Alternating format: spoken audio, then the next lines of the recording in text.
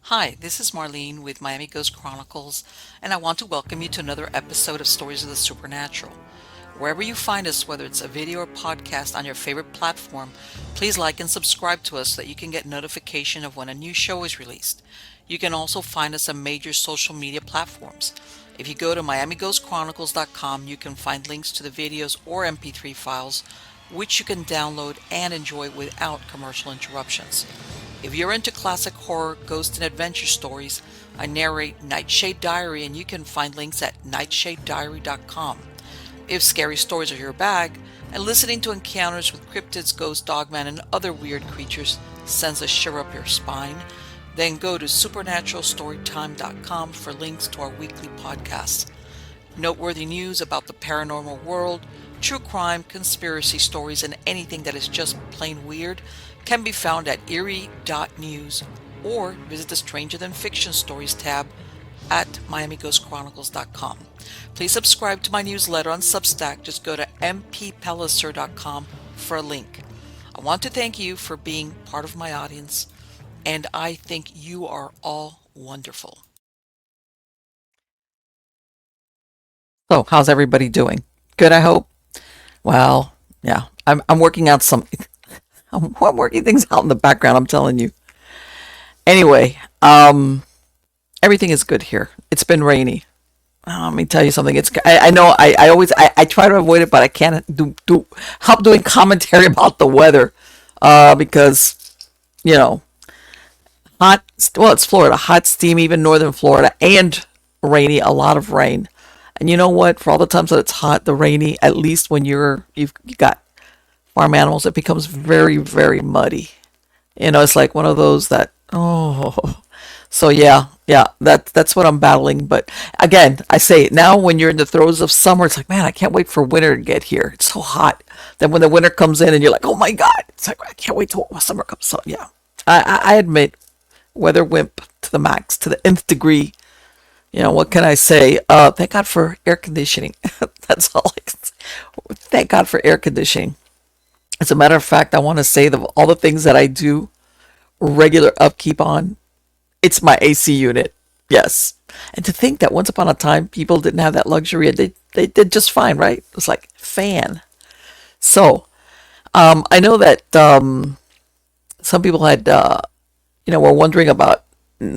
I've received different feedback as far as the that I asked about the UFO stuff. Like, is it real? Is it not real? Was it something that the Pentagon made up? Like, in other words, they denied the UFO sightings, but then some claim that they're the ones that actually put out some of the UFO stories. In other words, to this, we're talking all the way back to Roswell, to detract from the development of certain aircrafts. In other words, that the UFOs, what sometimes we talk about, are the UFOs, are who's inside of it? It's not ET, it's us. That's one of the theories out there, or both. Or just ET. God knows that we're always behind the eight ball. And the last time there was that fire out by Roswell, nothing came of it because I haven't heard anything else about it as far as anything happening. And I'm sure they're and like I said, I didn't think that anything out there like could catch fire, but apparently there is. But I'm sure it's well guarded if there's still anything there. I mean, let's go with conspiracy, shall we? But yeah, it's kind of crazy. And right now, let's get to the good part. The good part is who is the guest today at Stories of the Supernatural. This is his first time here. His name is Leonard Lyn Buchanan. He's the Executive Director of Problem Solutions Innovations, PSI, which started as a small data analysis company in the Washington, D.C. area in 1992, after he retired from the military in late 1995, when the U.S. government declassified their remote viewing project and information became public about Lyn's prior involvement with that project as one of the unit's remote viewers, database managers, property book officers, and as the unit's trainer. Public demands for training and applications became great, and PSI moved into the remote viewing field full time. All right. Presently, PSI possesses the most complete body of data on the applications of remote viewing in real-world applications. The U.S. government used a specialized form of remote viewing known as controlled remote viewing, or CRV. Lyn's involvement with CRV came about by a long, strange, and circuitous, I'm having a problem with that word, circuitous, forget it, series of events, some parts of which are still classified. Lyn was brought into the unit in 1984 and remained there on special assignment for the rest of his military career. I want to segue. I will come back to that word because circuitous. I know what it means, and I hate not being able to pronounce a word. Anyway, let's keep going. As a young man, Lyn had been a military computer expert for Nike Ajax, Nike Hercules guided missile systems.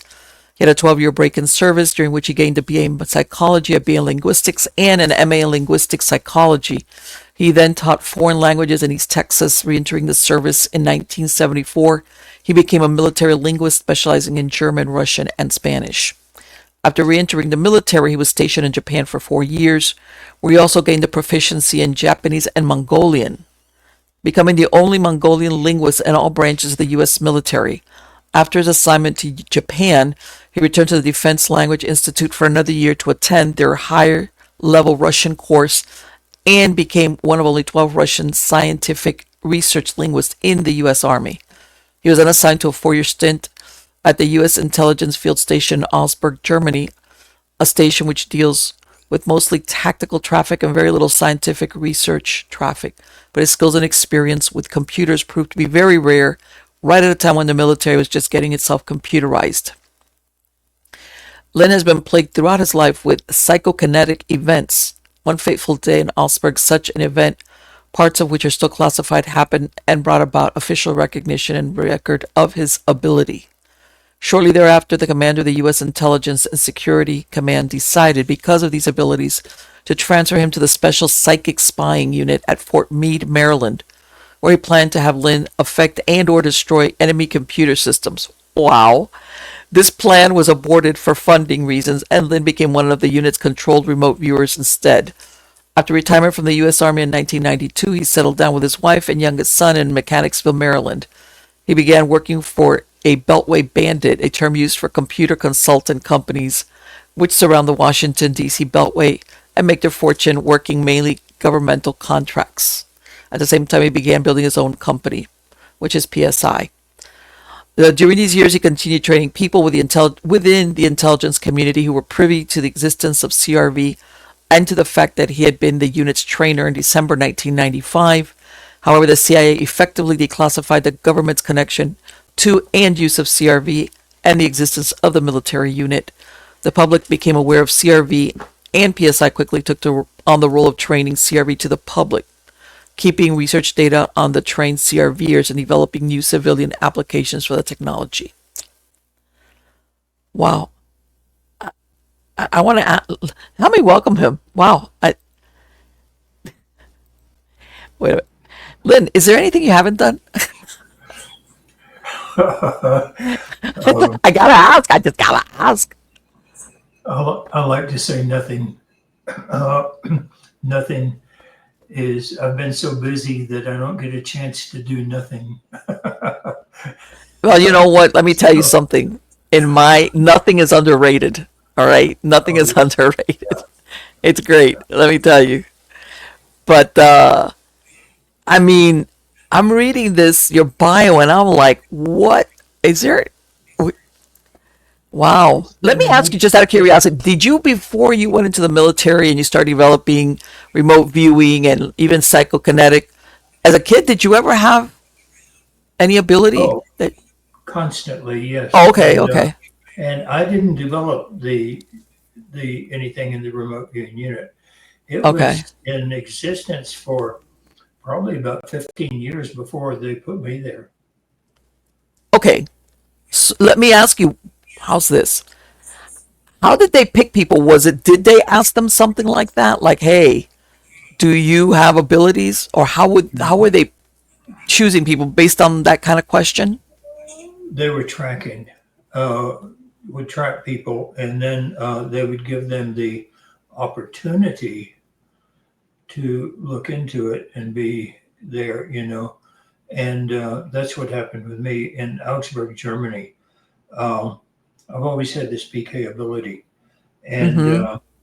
it only comes out when I'm emotional. So I Okay. go through life with an attitude of, whatever.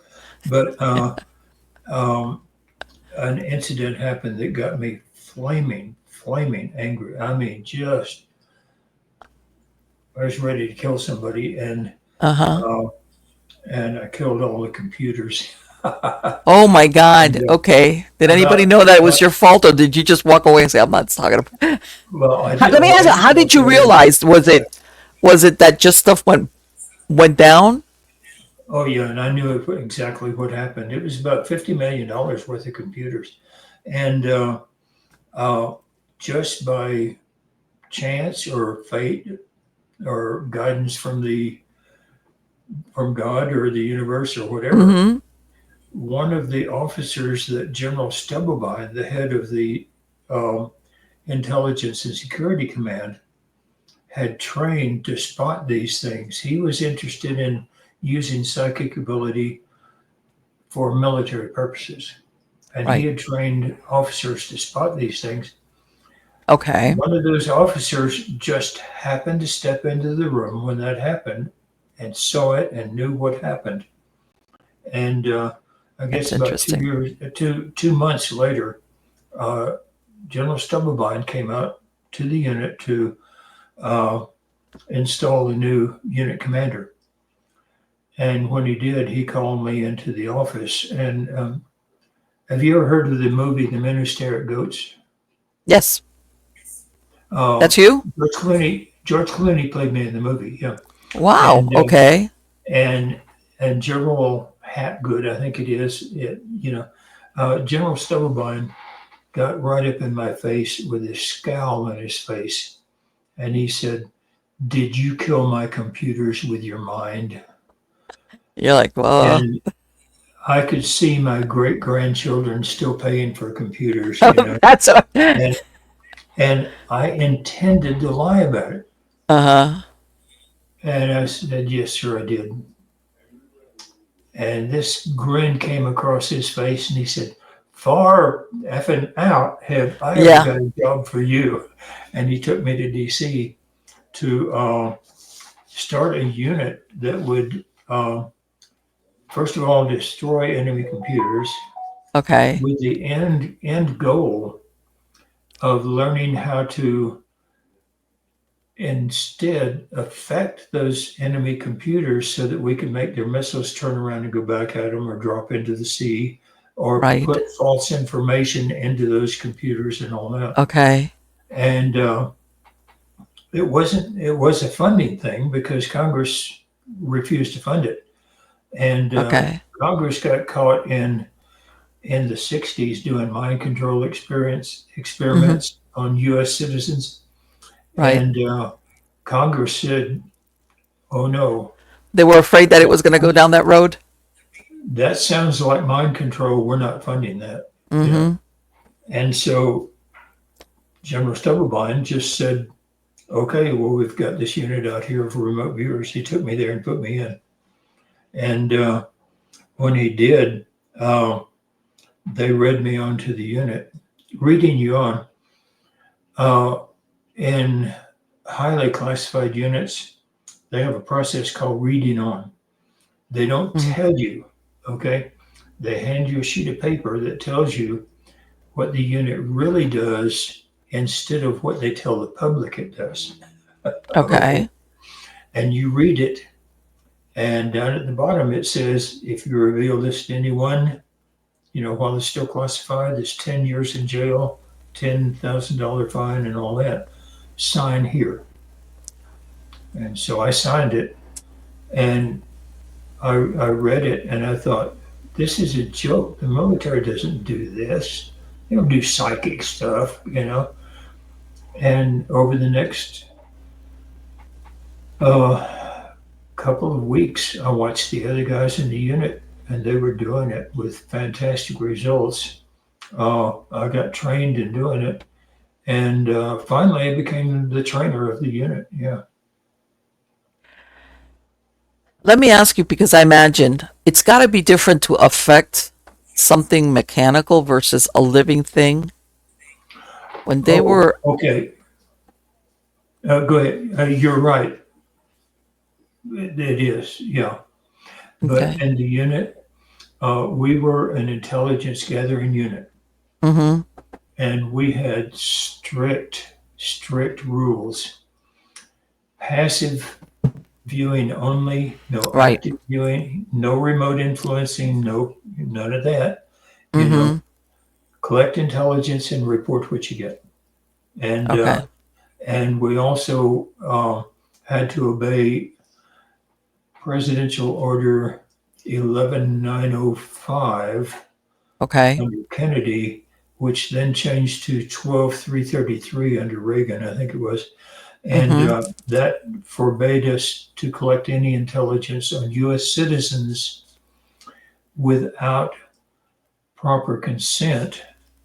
And the proper consent had to be proven reason for a crime, for espionage, or something like that. Right. And it had to, at our level, it had to come from Congress. Let me ask you. So God, I've got so many questions. What happens if, let's say, they give you? I don't know if you're doing the remote viewing, and let's say an American citizen happens to be there. That's you, it. Too when bad for you, them, right? well, possibly. The thing is, in order to keep you from being polluted, Right. and you're doing so your conscious mind didn't start kicking in and logic and all. Right. They don't tell you anything about what the target is. They'll say, this Right. is project 97047, Mm-hmm. question 3.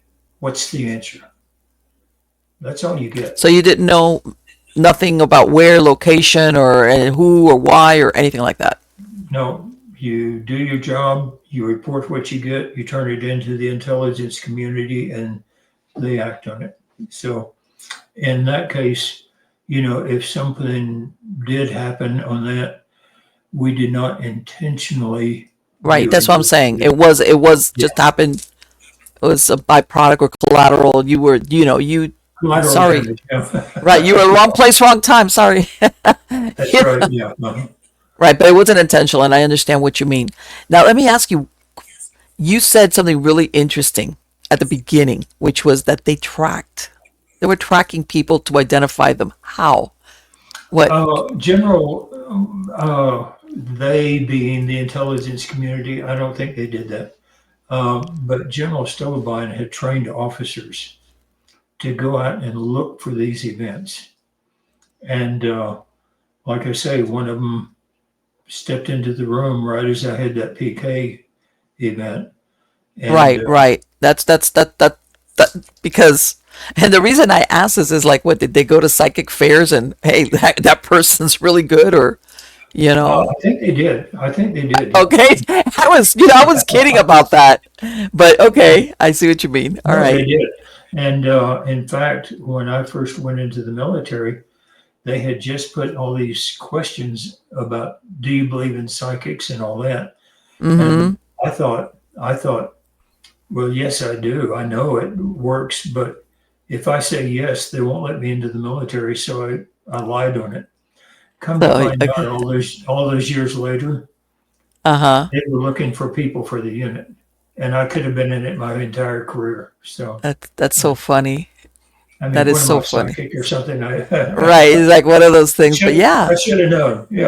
Right. Yeah, No, because let's face it, most people, military and psychic is not on the same page at all. Far from it. right. And my my mother always encouraged it. My Mm-hmm. father didn't, and everybody else that I've ever known. Oh, you're going to hell, and all this, and so when those came up on that initial test, I lied, Mm-hmm. and I wish I hadn't. Well, you didn't know it. Most people would have done exactly what you did, though. Yeah, yeah. You know what? It's really interesting. One time when you said that thing about how when you got steamed. One time I was doing a paranormal investigation. It was a couple, and one of the things that they were saying they didn't have any kids was that sometimes the dishes, when you put them in the sink, they would start like rattling. Yeah. So I went over there and I was talking to her, and she was in her mid-20s, I want to say. And I Hmm. asked her, let me ask you, have you ever had this experience before? Hmm. She looks at me, she goes, well, when I was like an adolescent, I was having a tough time, with my parents, Yeah. like I guess, and some of the stuffed animals in my room would move around. Yeah. And I went, okay, this is not a paranormal in the sense of a haunting. This is Right. you. This was you. And Yeah. apparently, like you said, the stress. Then later on, at that time later on, after we left, we find out that the marriage was having a lot of problems. So Yeah. apparently, like you said, the stress factor was the Yeah. common denominator that Yeah. caused her to display this. What do they call the kids who do that? I was definitely one of them. Uh, Uh, can't think of the word right now, but I was definitely one of them. And like I say, my mother encouraged it. I thought it was normal, and I got curious about it, and so I encouraged it.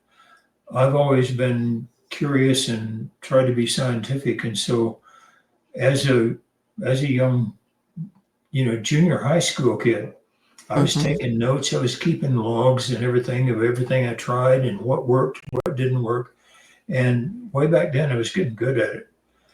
And one day, I was riding along on a bicycle, and this bully who'd always been bullying me rode up beside me, kicked me off the bicycle. I landed in the gravel, and I heard this little voice in my head say, "Die." And he went flying off of his bicycle out into the traffic. They stopped in time, but I thought, this could be dangerous. And then, oh, I think some months later, yeah, I kept trying. Some months Let me later, tell you something. I'm thinking you need so much. That's incredible. How much force it well, would take to do that. oh yeah, I was training, and I had a little trick that I did of putting a rock on a metal pipe plate and Okay. commanding it to fall through, and it would fall through without leaving a hole. And I thought it was a neat trick. And so my life, in many ways, follows Charlie Brown's. So I was showing off to the cute little redheaded girl one day, and Okay. she thought it was fantastic. And she went home and told her father, the Pentecostal minister. Oh boy. the, the next day, he and three of his deacons met me on the sidewalk as I was walking home from school. And he said, "My daughter showed me this neat little trick, and I'm really interested. And could you show that to me? Because I think it's really neat." And I Oh, said, "Sure." how old were And you? he had, oh, it was in early junior high, so what, So yeah, 12? you were like, yeah, you're like, sure. Yeah, yeah. And when I did, immediately they had me down on the sidewalk, pressing my head against the sidewalk, screaming for Satan to come out of me. Scared me half to death. Well, I was That's great. raised deep, deep Baptist, and if the preacher said it, then God must have said it too. And so at that point, I thought, I didn't know this was wrong. I'm sorry. And so I started fighting it ever since. And Oh, since then, if I get uncontrollably angry, it pops out.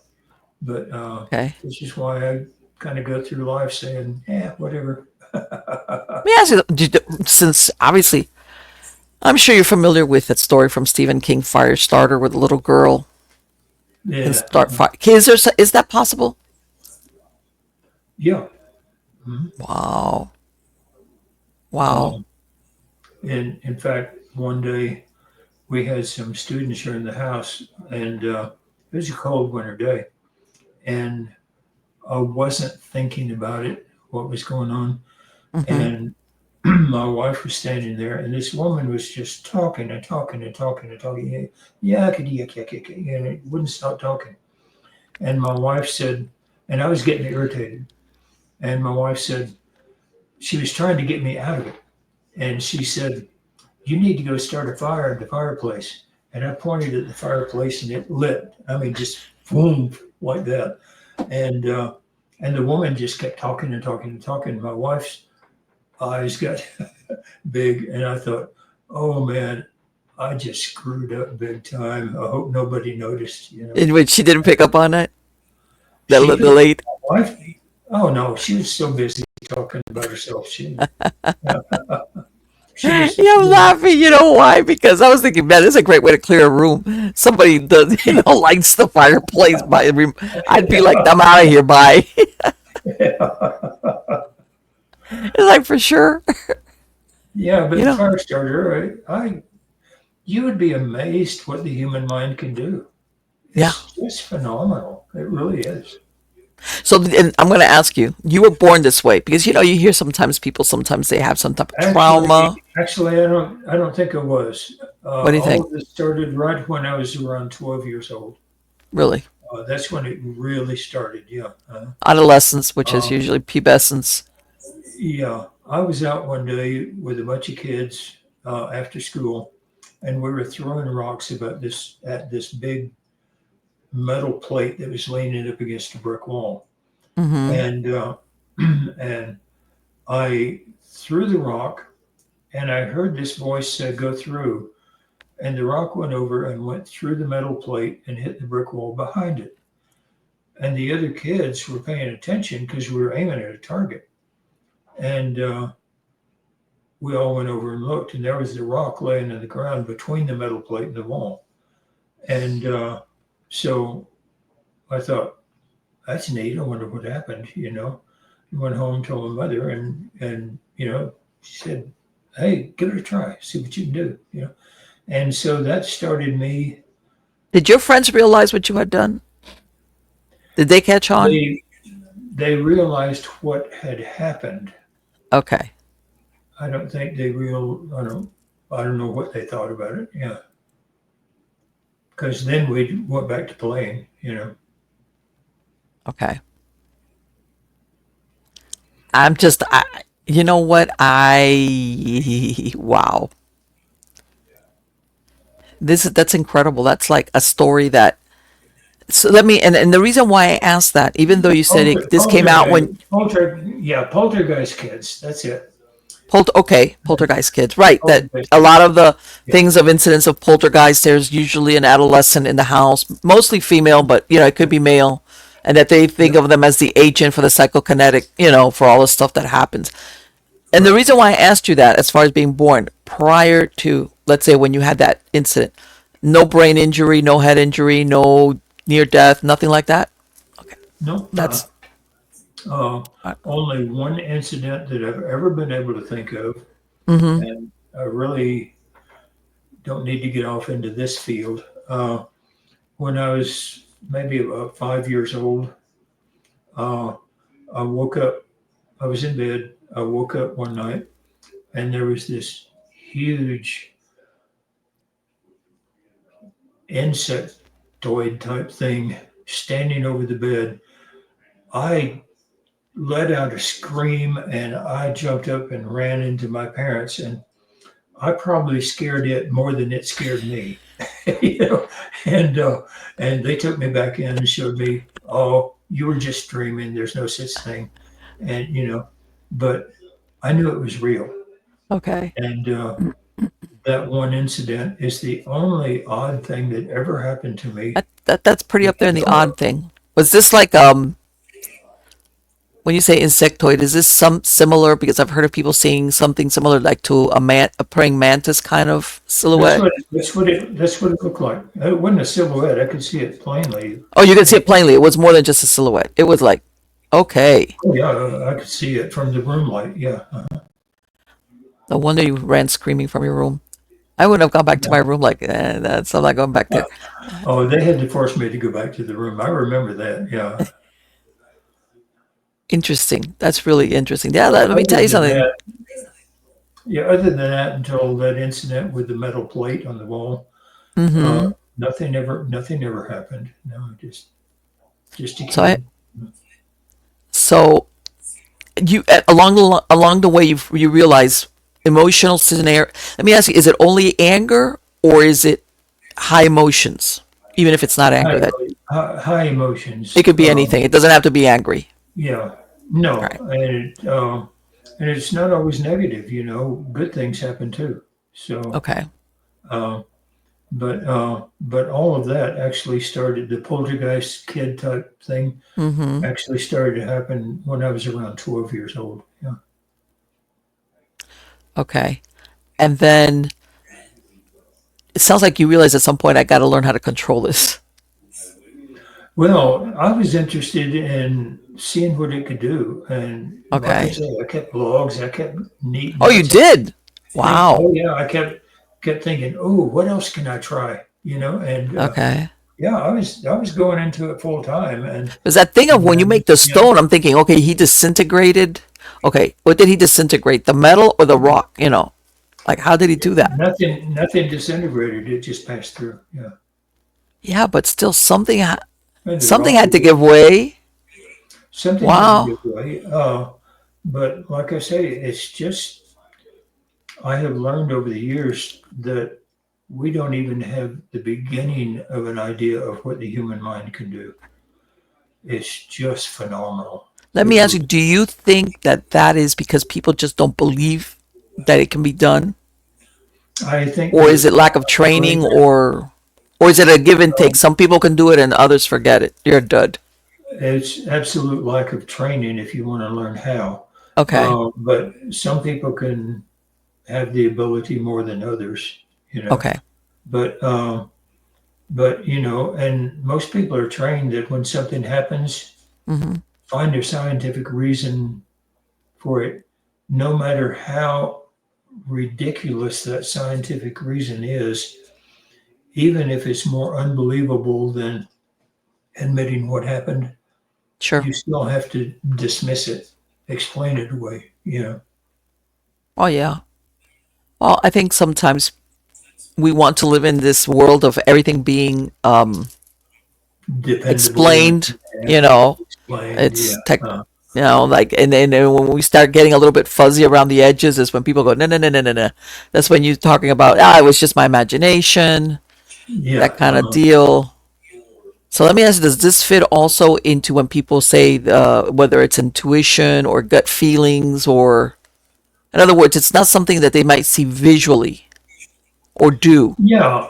That's right. Yeah. And I think a good example of that is when we lived in Maryland, Mm-hmm. we had an Amish neighbor. Okay. And when all this came out to the public, uh, he came over one day and he said, "What be this remote viewing I hear about?" So I explained it to him. He listened all the way through. I gave the scientific nature of it, of what we did, and all that.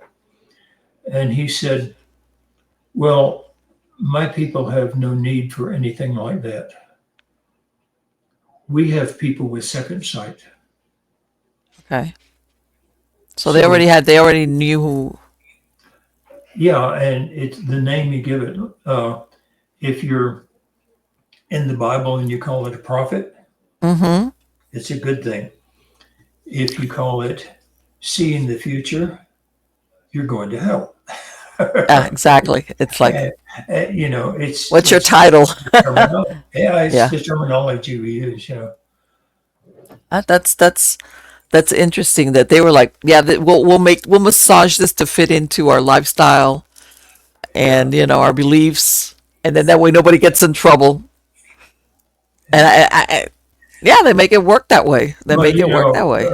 growing up, all I ever heard about the psychic was that you're going to hell, and I knew things were happening to me, and so I never admitted any of it to Right. anybody in the church. We stayed in the church. Uh, I've been in the church all my life, and Mm-hmm. in fact, I'm a Methodist preacher. I've got my Okay. license to preach and all, serve sacraments and all. But um, the thing is that you're taught by the church that it's evil, Right. and I have always believed that if God gave you a gift Sure. and you don't use it, that's the sin. And in the Bible, Jesus says, you have a lamp and you hide it under a bushel so nobody can see it. Come on. Let me ask you, Lynn, did you ever have what they call, I think, with the Cassandra effect, where sometimes maybe what you saw was more All the the time. negative end? Yeah. All right. Well, not only negative, but even the positive. You tell people, I was sitting at the casino one night, Mm-hmm. and I don't bet, I don't gamble, okay. But I was sitting here with this Break guy, the and I bank. said, well, I said 3 times from now, the roulette wheel is going to come up green. Bet big. 1, 2, 3. He bet on red, and it came up green. And I said, why didn't you bet on green? I told you. He said, oh, that's right. Well, I don't know why I didn't. I wasn't paying attention. I said, okay, well, won't tell you again then. Yeah. Let me, Lynn, how does, and I guess maybe this is a litmus test, when you determine what that's something that the knowledge is not coming from your subconscious mind. In other words, when you have things that you become aware of, it's something that there's no way you would have known about it. So it's not stored The subconsciously. the theory in CRV, Mm-hmm. which is what I go by, that's what I'm trained in, Right. is that your subconscious mind does not have access to all of space and time, Okay. but the collective consciousness, and I know psychiatrists say the collective unconscious. Listen, the collective is very conscious. The Okay. collective consciousness does have, and your subconscious can tap into the collective consciousness. Okay. So the trick is your conscious mind doesn't talk to your subconscious and back and forth. Okay. So in CRV training, the training is all about setting up communications between your conscious and subconscious mind. When Right. that happens, we can sit there and say, this is target number 7905. Mm-hmm. Describe it. You give the cue to your subconscious mind and it comes back. It goes out, gets the descriptor, brings it Okay. back, and gives it to you. And that it's no more difficult than that, really. So Um, basically, your conscious mind tells your subconscious, which was what goes to the collective, to get yeah, that information that normally you wouldn't have. it says, this is your target. Mm-hmm. Go tell me about it. And your I get it. subconscious will go I out get and it. get the information, bring it back, and give it to you. Yeah. Okay. And And you, the CRV protocol in itself mm-hmm. is not about being psychic. Okay. It's about being in touch with your subconscious mind. Okay. Okay. Understandable. And let me ask you, when they train you, I imagine they teach you not to screen things through, how everybody's got their own, that's just the way we are, Logic and everything else. Yeah. Uh-huh. where, you try to put your spin on it. So I Yeah. guess my question is that even if you come back with something that seems weird or unusual or strange or Yeah. how's that? Like, how's that They happening? You look. still just got to deliver it. Yeah, they look for that. They become suspicious when you come back with something that's very logical I and see. all that because they think, oh, he's trying to figure out what the target is. Exactly. Okay. Yeah. Okay. Yeah, and you have to learn to totally uh, let the subconscious be the viewer, Mm-hmm. and the conscious mind is the secretary who takes notes and nothing else. Okay. Now I'm going to ask you, because you said, let's say they just give you a number, Yeah, 993, whatever. yeah. And let's say you do your remote viewing thing, you get yourself and you send that out. How does whatever's at the receiving end know that what 993 is? How did I'll tell you the honest answer, okay? Yes. We have no idea. We Yeah, I really thought you don't. were going to tell me because I'm trying to think. Okay, how does it know that among all the, especially when you have Yeah, no information? yeah, we have no idea. And I was on a podcast one time, and that question was asked, and I Uh said, huh. nobody knows. Okay. Everybody has their own theory. Okay. Nobody has proof. The fact is, we don't know. And Okay. this guy said, I have never had an expert say, I don't know. I hate to say it, but you're That's right. that's that's the truth. Yes. Nobody knows. Yeah. Yes. Most of them do not. That's a hard admission. Most experts, they think Well, that they it's not for become me less because expert. it's not for me because it's just the truth. Uh, Mm-hmm. I've heard so many explanations that just, you know, uh, the explanation is sometimes weirder than saying, "Oh, it's magic." Yeah. Well, yeah, I know it's more mysterious. What's that? Yeah. Do they ever tell you or give you feedback on what you Oh, yeah. give to them? Oh, they do. Okay. Well, um, in the military, okay, Mm-hmm. um, you talk to this, you do something for the three-letter organization, CIA, Mm-hmm. FBI, whatever, Right. and you can't always trust the feedback you get. The You do. the the best feedback I think we ever got, the purest feedback we ever got, Mm-hmm. was where they would come back and they would say, "We're sorry, you're not cleared for the information you gave us." Okay. Yeah, that says it right there. Yeah, Whatever it was like because otherwise, who cares? yeah. I've always said, if you're a remote viewer Uh-huh. and you do a session and you turn it in, Mm-hmm. and the next day you look out the window and here's this string of black cars with blacked out windows, and they all come screeching up to the door. They jump out with rifles and everything else. They break down your door. They come in and they take your computer, your filing cabinet, and everything else, and drive off into the distance with all the work you've ever done. Yeah, The that's a good correct heads up. response at that point is, "Damn, I'm good." Yeah, I must agree. Yeah, that's. But let me ask you something. Even when you were training, let's say before they Yeah. let you do, didn't they ever come back and say warm, cold, hot? Yeah, you're good, or was it? Something so, or was the fact that they kept you on the program enough to let you know that you must have been getting something right?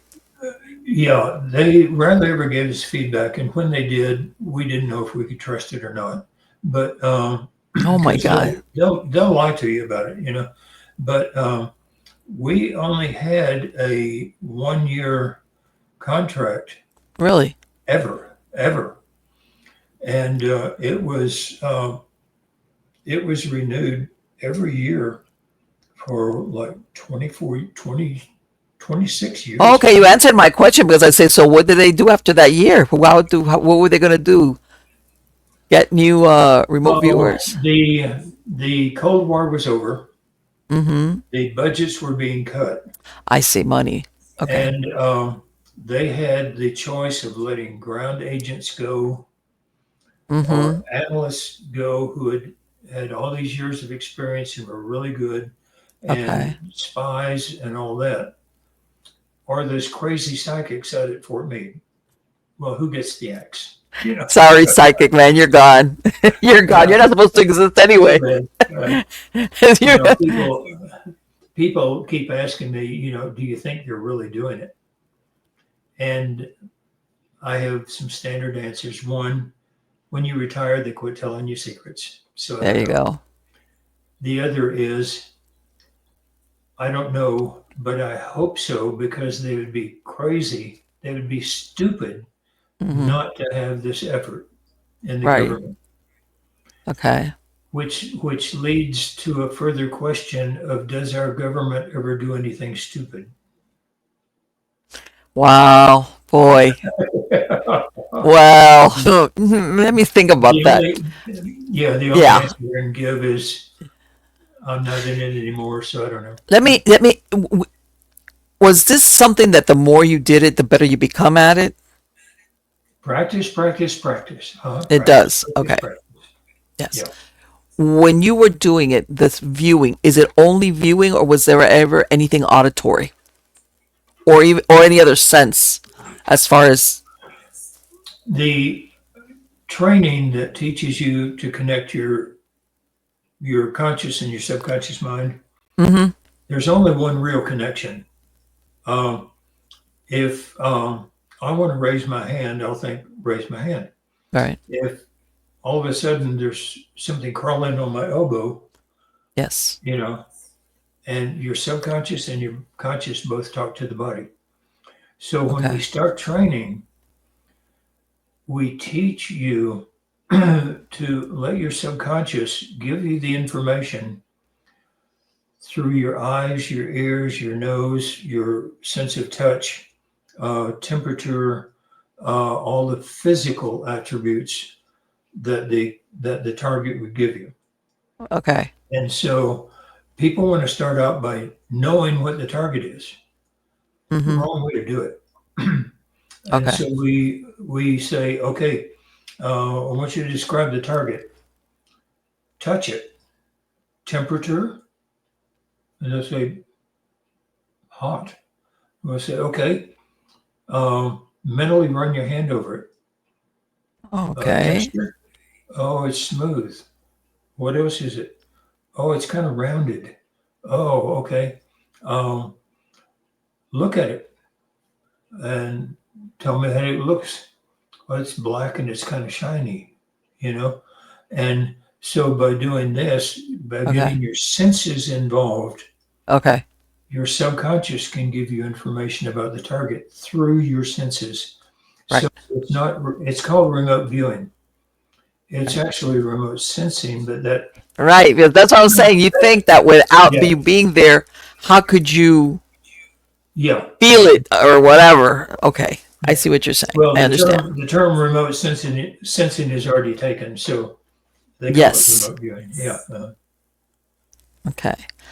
Did you ever come across something or a target that was disagreeable? Something that Oh, in the military, that's any basically most of what we got. Yeah, really? Okay.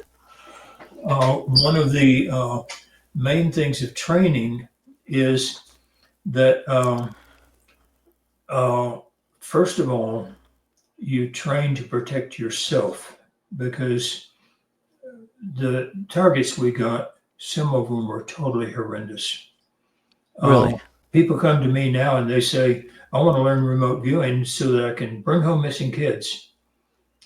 And I say, well, no, wait a minute, let's think about this. Mm-hmm. You're going to get in touch with that missing kid. That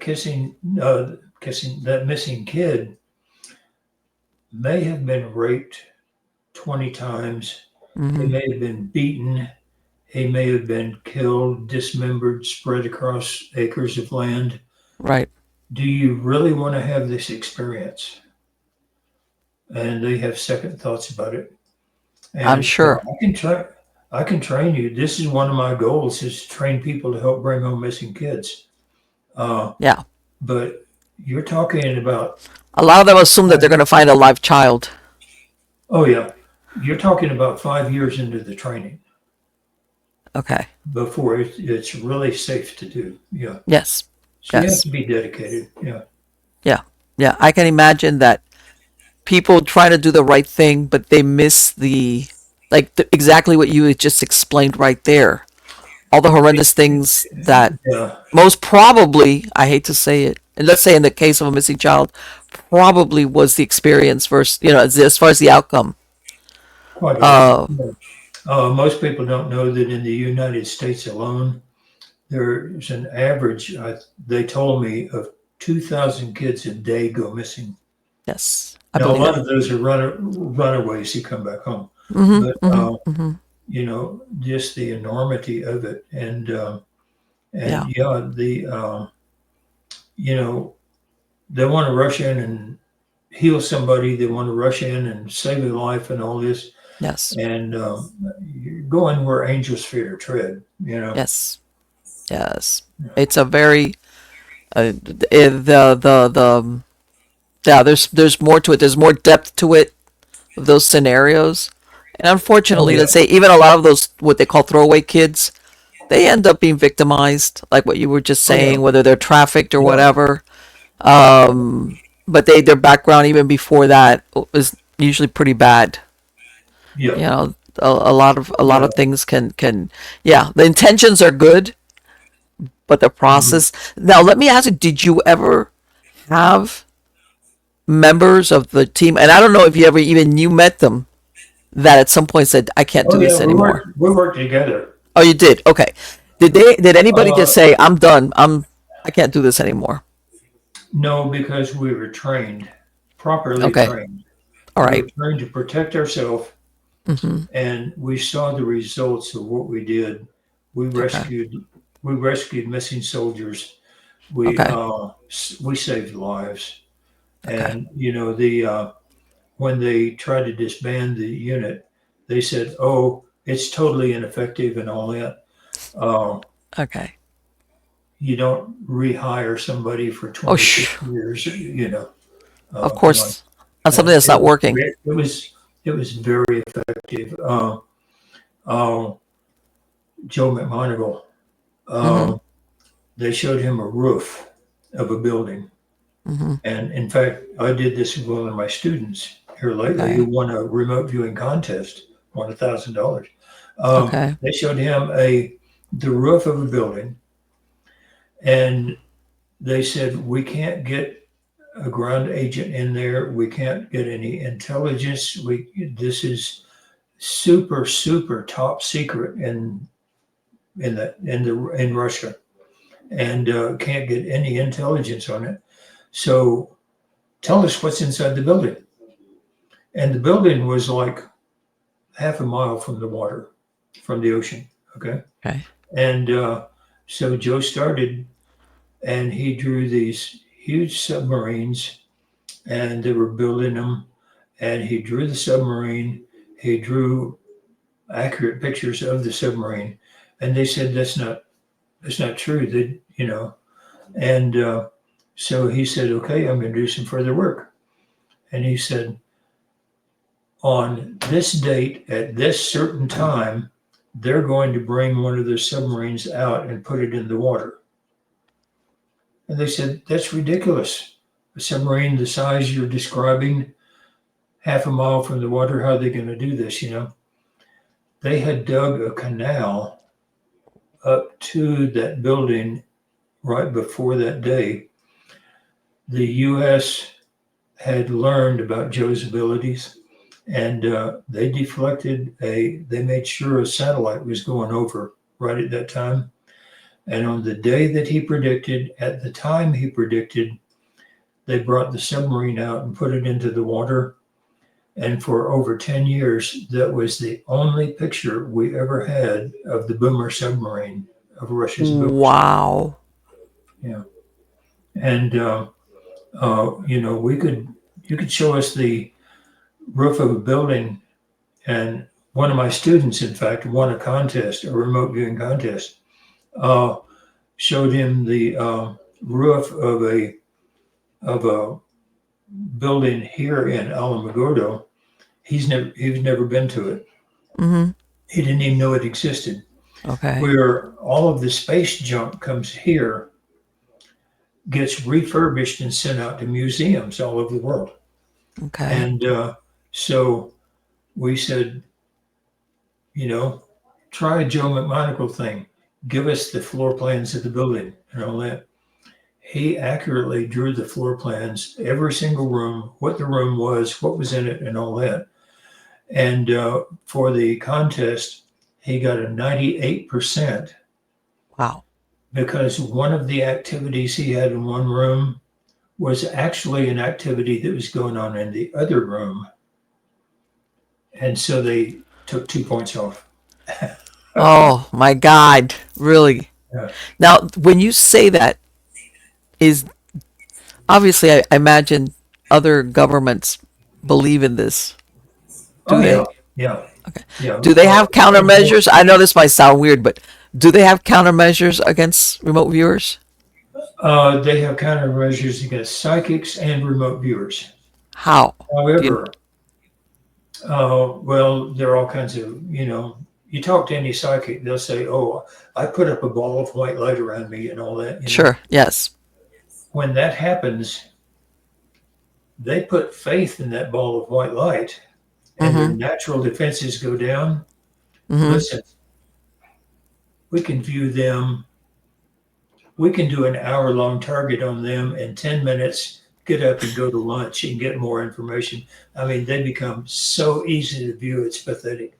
And most of the methods that the other countries use for protecting their people and Right. their events and their inventions and all that Mm-hmm. just make it easier for us. Yeah. Okay. So Okay. yeah, it can be done. Um, Now, part of the English one process is designed so that you can't get caught. You can't be viewing it. Mm-hmm. And the reason is, let's say you have a guard with a guard dog, and they're walking around a secure facility. Okay. Okay, and a psychic views that. The guard will never know. The dog will go alert, look up at the sky or something like that. That gets Ah, reported. That gets reported. And really? when it does, yeah, the countries believe in this. The U.S. is so against psychic, and I don't understand. But the other countries, they know this stuff So works. when the dog alerts, apparently for no reason, I guess, is what not. It's reported, and the next day the committee meets and they say, Ah, "We've been spied on. Let's go to Plan B." Well, all the wow. information the psychic got is no longer valid because they go to Plan B. And part of the English one method protects the viewer and protects the viewer from being the viewing itself from being noticeable. The dog never alerts. The information you get, they never go to Plan B, and the information stays good. This is one of the reasons that CRV became so useful in the military as a spying technique. Yeah, I'm sorry, as an intelligence collection. Bad Okay. guys have Bad guys have spies. We have We gather intelligence intelligence. collectors. Yeah. Yeah. Let's. It's what is it? We're, Arose we're by the any good other. guys. Yeah. Yeah. Now, Yeah. what's this? Um, what happens? And I don't know. Maybe you may tell me, oh, Marlene, you're going into woo woo land when you do the remote viewing. Do Yeah. you go into I'm gonna say wherever you go, space, inner space, or anything. Is there anything else there besides you? Oh, Besides your have we viewed outer space? Are you saying that, or do we right, right. go? Is if in other words, when you are in the process of remote viewing, but maybe when you're is this place? I'm using the We word don't because go that's a into a trance. No, the English one is a process, hmm and you follow the process. right, You're conscious the whole time, right, uh, right. and so on. But there's nothing But that you could say where whether you want to say maybe where you detach, let's say from your, the your conscious or your moment to be able to do the remote viewing where you're in a I don't know I don't want to call it a state or a place even though it might not be a physical place where there's it's other optional. things or other beings or Yeah. anything else there. Oh no, no. No. And there's an argument as to whether it's an altered state or not. But Right. when you really get into a CRB session Yes. and you start focusing on Mm-hmm. the target, Yes. you tend to quit paying attention to the room around you. Okay. Okay. And once you get really deeply into a session, you're not in a trance or anything like that. Right. You're just following the protocol and focusing on the protocol and the job at hand. And there's a situation where the information coming to your body, you can feel the heat, you can see the target, you can hear Mm-hmm. the target and all that. And it's called bilocation. Yes. So you get the all of the information from the target, but you're still sitting at the desk reporting. Mm-hmm. There's a Okay. step beyond that where you get so focused on the information from the subconscious Okay. that you forget completely about the room around you. And at that point, you cannot tell that you're not at the target. It's called perfect. Wow. It's called perfect sight integration. And Oof. the first time that happened to me, Uh-huh. um, it was a practice target, and they had given me the numbers, the project numbers and all that, and not told me it was a practice target.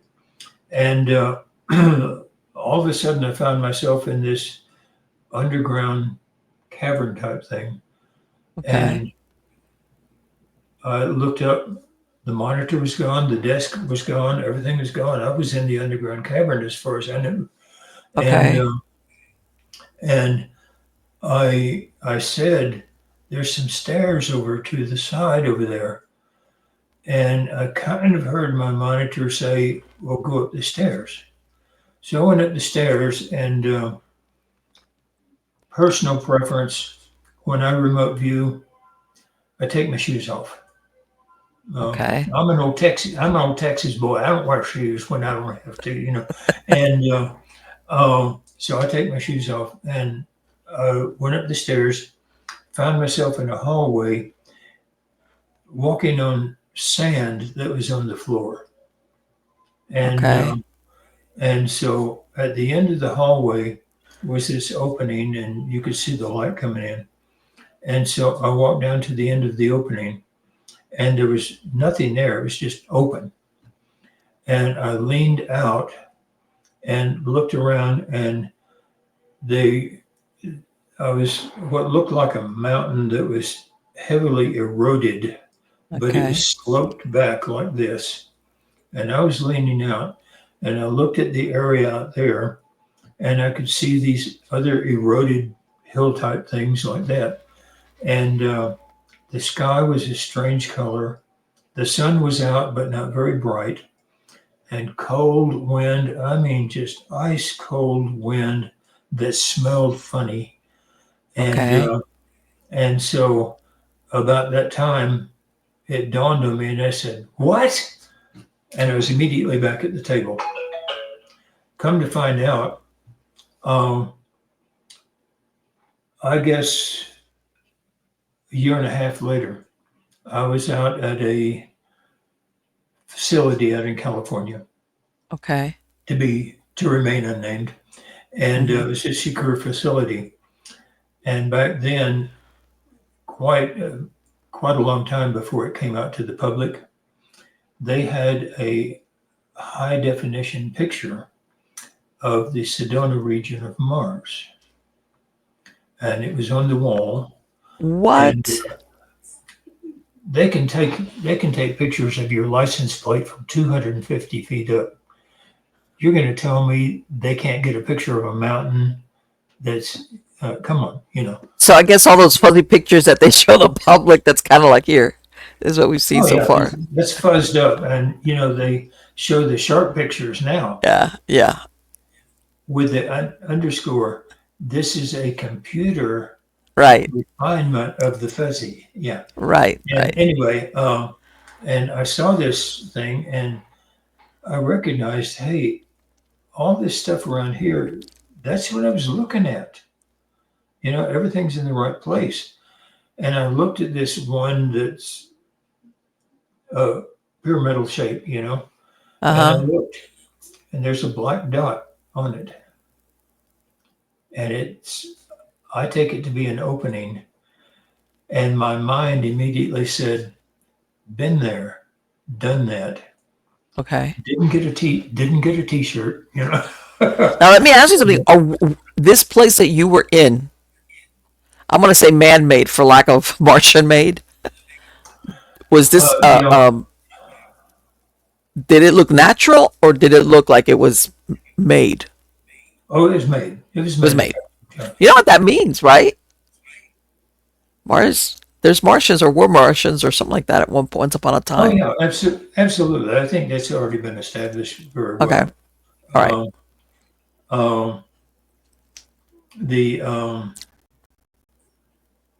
that's been established by other means. I don't know how much of that's been brought out to the public, but that's Oh, been you established. know what? It's still how's this? You hear it talked about, but a lot of people still put it in the well, kind of sci-fi. Yeah, a bit woo-woo. Yeah, Yeah, it's like okay, yeah, but yeah, that pyramid, no, and that looks like a face. No, it's not. It's a rock formation, that kind of deal. it's a rock formation. Yeah, and Yeah, yeah, people say, I don't believe in UFOs because I've never seen them. right. Well, how often do you go out at night and look up at the sky? Yeah, I Well, agree. I look up at the sky coming home just see what the weather is and walk in the house. Well, you're not going to see them, the UFOs.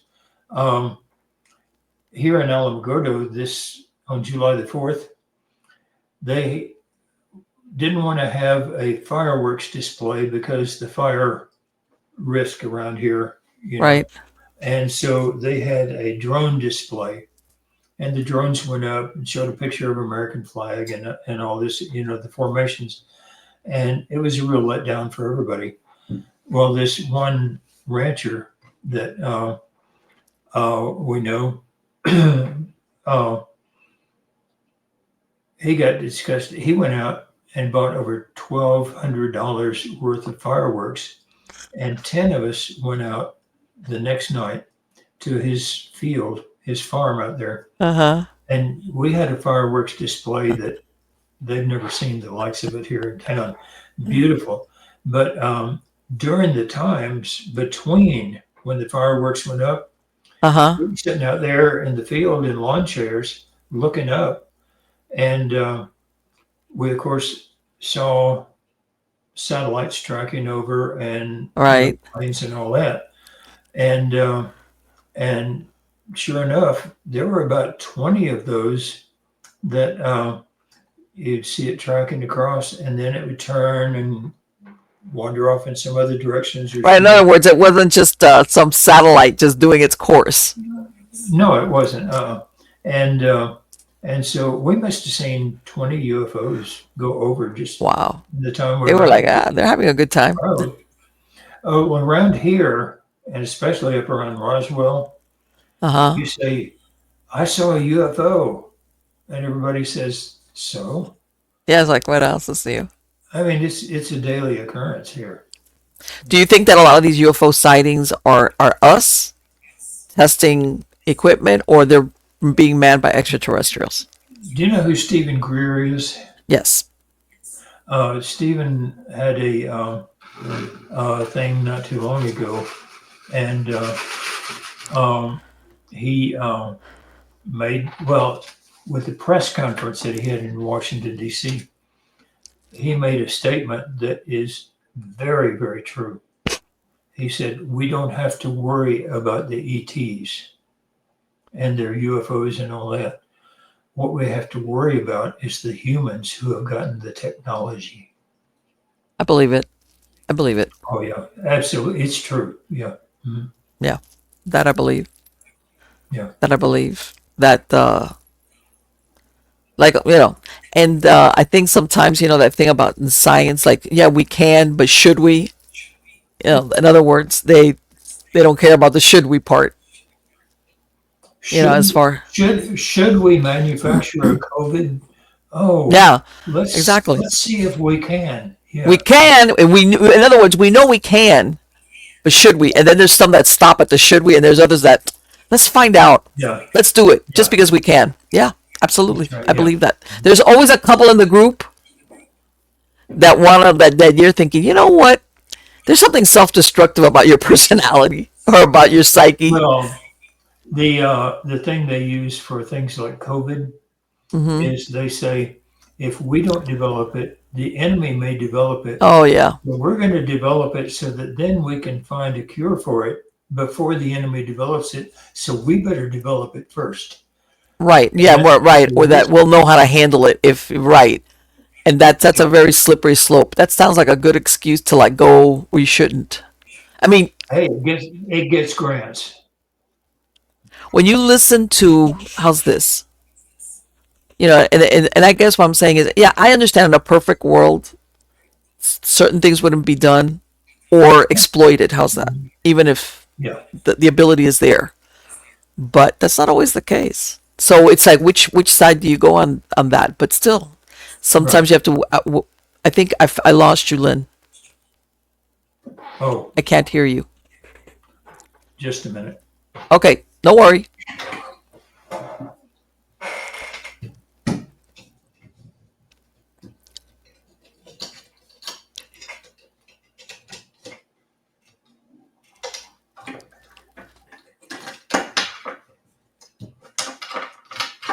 Hold on, guys.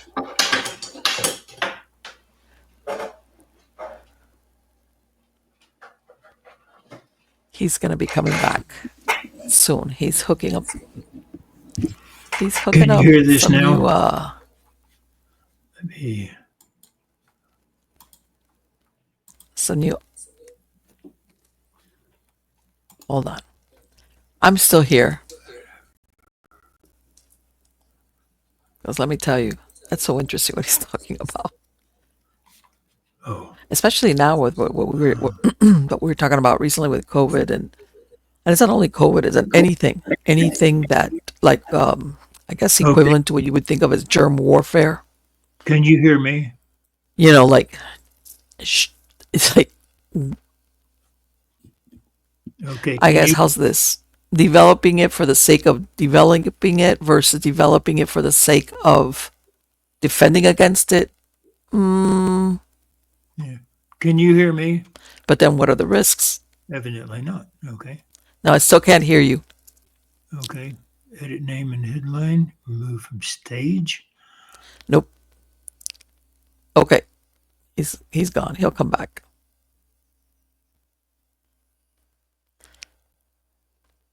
He'll come back. Let me see. Yay. Hold on.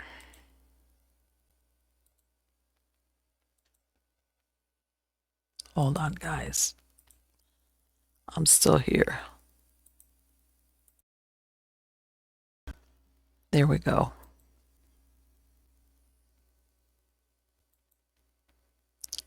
Are we good? Yeah.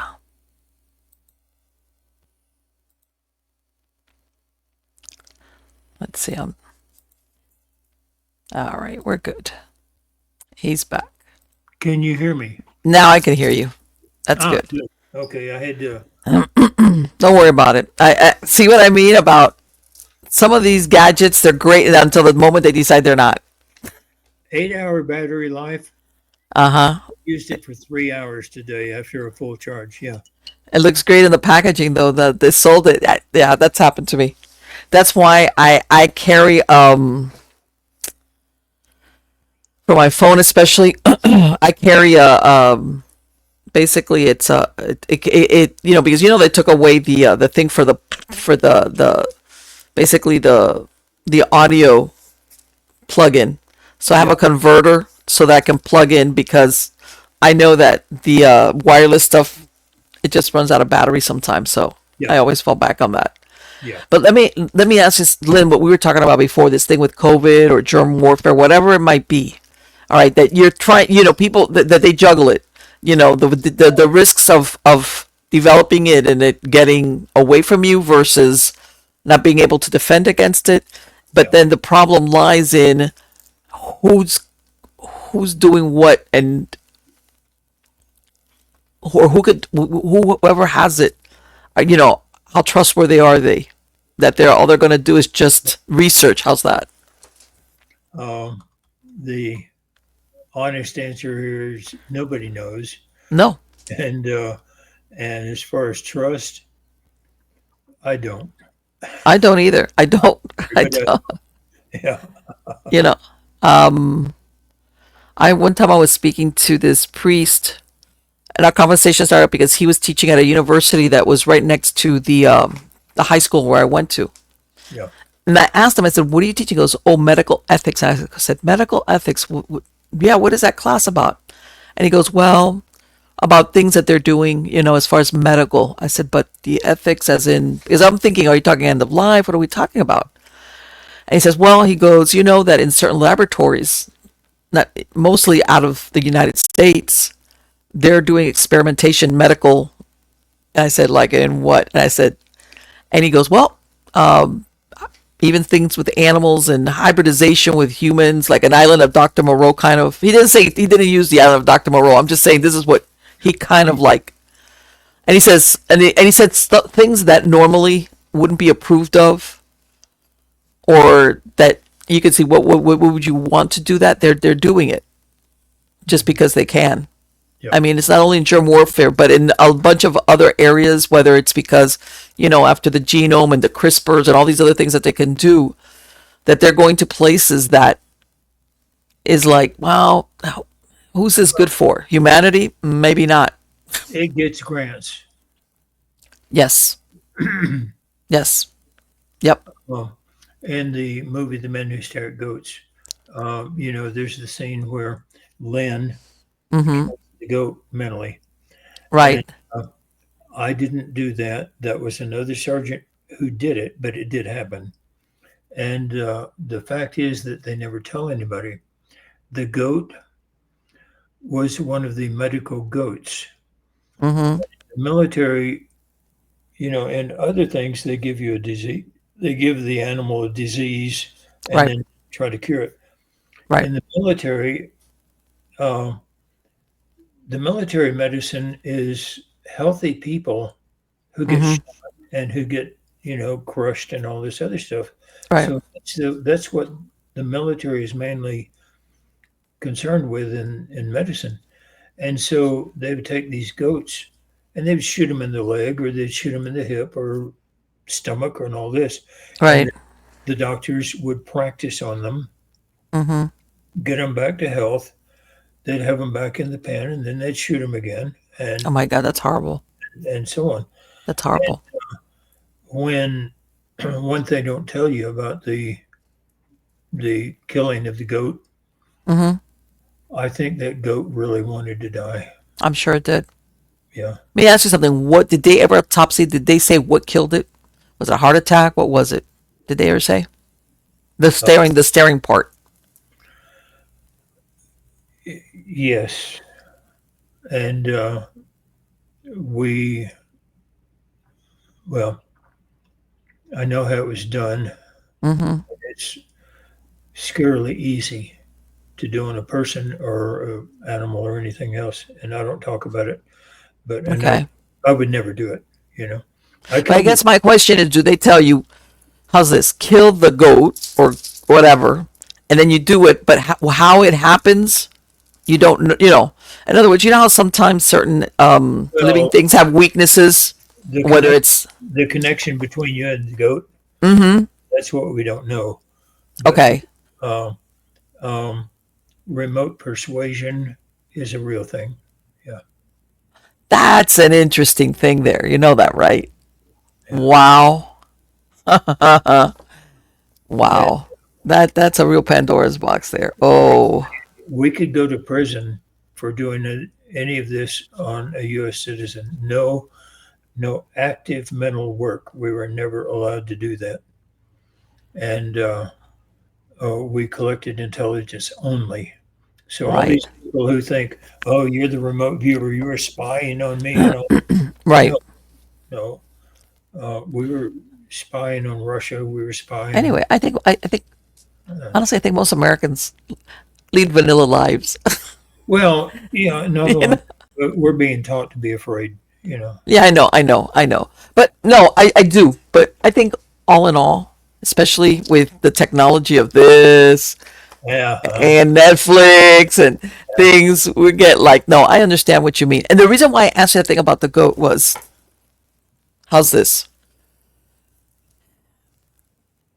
When they told you guys, look at the goat and kill it, Yeah. was it causing a hemorrhage, cerebral hemorrhage, a heart attack, When did it they explode, or do they just say kill it, and how it dies is a big question mark? told that to that sergeant. Okay. Right. Okay. That sergeant was told what? Oh, you can't say. Affect the goat. Yeah. Affect the And so, goat. I'm not sure exact what I wasn't there. Okay. Right. So what the exact words were, I don't know. But the job was to, you know, Do the goat in. do the goat in, or at least put it into a coma or something like that. Right. And um,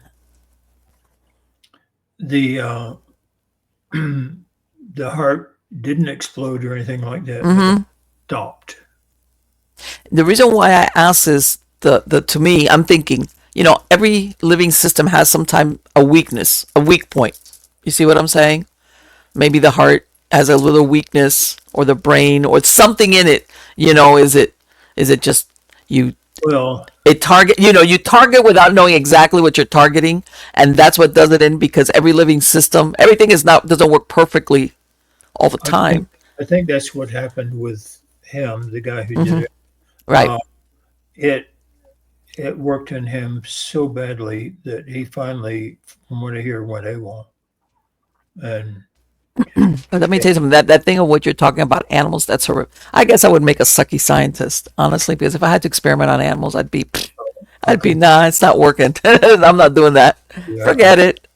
yeah, You know, I wouldn't. That's why when I was talking to that priest and he was telling me things, I was like, what? And he goes, no, Marlene, there's a lot of things that you can't imagine that they experiment on, whether it's successful or not, oh that they yeah, experiment. Yeah, they do. They do. And I was like, oh. yeah. And, Before I went to the military unit, I was really heavy into computers before the mhm, military was getting desktop computers and all that. right. So when they came in, I started getting these assignments to go because I had security clearances, way up to here, and they couldn't hire programmers to Okay. program the programs that were needed for Black Ops units. Mm-hmm. And so I had the opportunity to go to some of these and listen and do the work. And uh,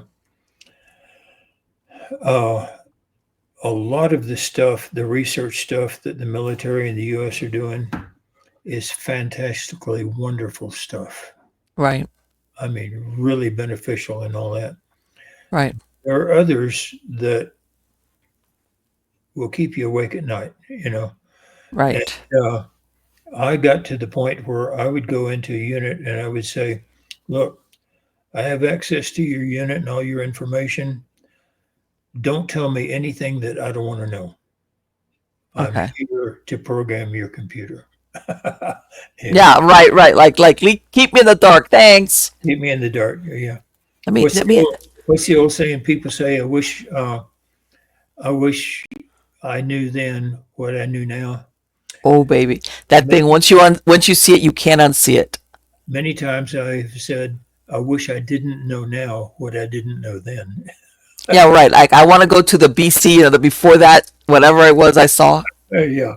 Let me ask you something, Lynn. Did you ever? And I'm thinking maybe I might know the answer, but or maybe in this field, do you run across any psychopaths? And I'm not talking about like the violent.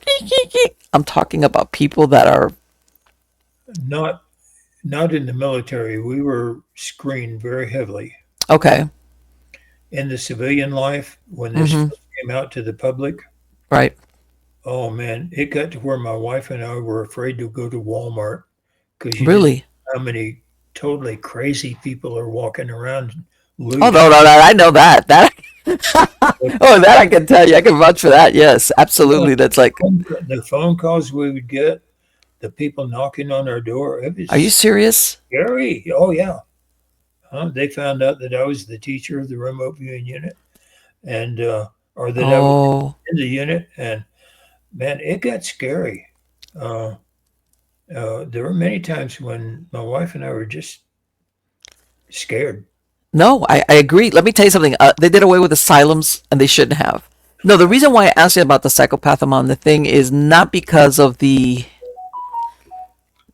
I don't want to say because I think the psychopath as in the was there any work that needed somebody with lack of emotion or Yeah, lack of a better word? You know what I'm saying? Somebody that maybe a normal person that's not a psychopath without maybe the violent tendencies would go, ah, and they say, no, we need a psychopath in here to do this.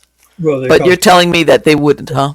yeah, they're called sociopaths. Yeah, but Okay.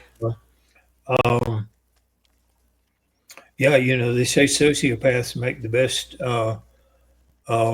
heads of corporations. But yeah, I believe there's The, a large amount of them that possess what they call that dark triad and they don't of personalities among they there's don't a care, very high percentage of them that have that. right. They don't care about the people below them. No, there's no very little empathy or nothing like that. And who cares about the people? Yeah, Sure. Yeah, yeah, yeah. There's a that's a common denominator in a lot of people up the corporate ladder at the top. and Yeah. governments. Oh yes, and government. Yes, absolutely, Make the absolutely. make the government fantastically great, but screw the people. Well, and it makes you wonder how they get promoted. It's like somebody had to push them up. Maybe Hey, another one. Hitler, Pol Pot, Yes, Rome. It yes, happens over and over and over and yes. yeah. Yeah. But I'm saying is that a lot of times, especially when they start at the bottom, is that usually they're promoted or helped up by others like them. Somebody that's on the same Oh yeah, that you know that hey, I need you here as maybe my wingman because you're not going to ask, you're going to go along with me when I do something that's like other somebody else with a conscience would go, what are you doing? and Yeah. it never turns out well. Oh no, of course not. At least not not for humanity. Yeah, For the population. yeah. So when after that came out, and here you and your wife are like, oh, do we like peek out the front door before we leave? What did you end up doing? Did it just fade away or what? We just kept going, and Okay. um, we were turning people away for training. Okay. I would say 90% of the people who came for training, we Hmm. wouldn't have anything to do with them. But and I would go on radio things, and they would make fun of me and everything else. Hmm. And now then, that we have worked silently, the CRVers tend to work silently for the police, for corporations, and all that. Right. And we get non-disclosure agreements. We don't talk about what we do, Right. the specifics of what we do. And you have all the people out there on the internet who are bragging about this, and Hmm. Right. and they're retarding the respect that this field should get. But Okay.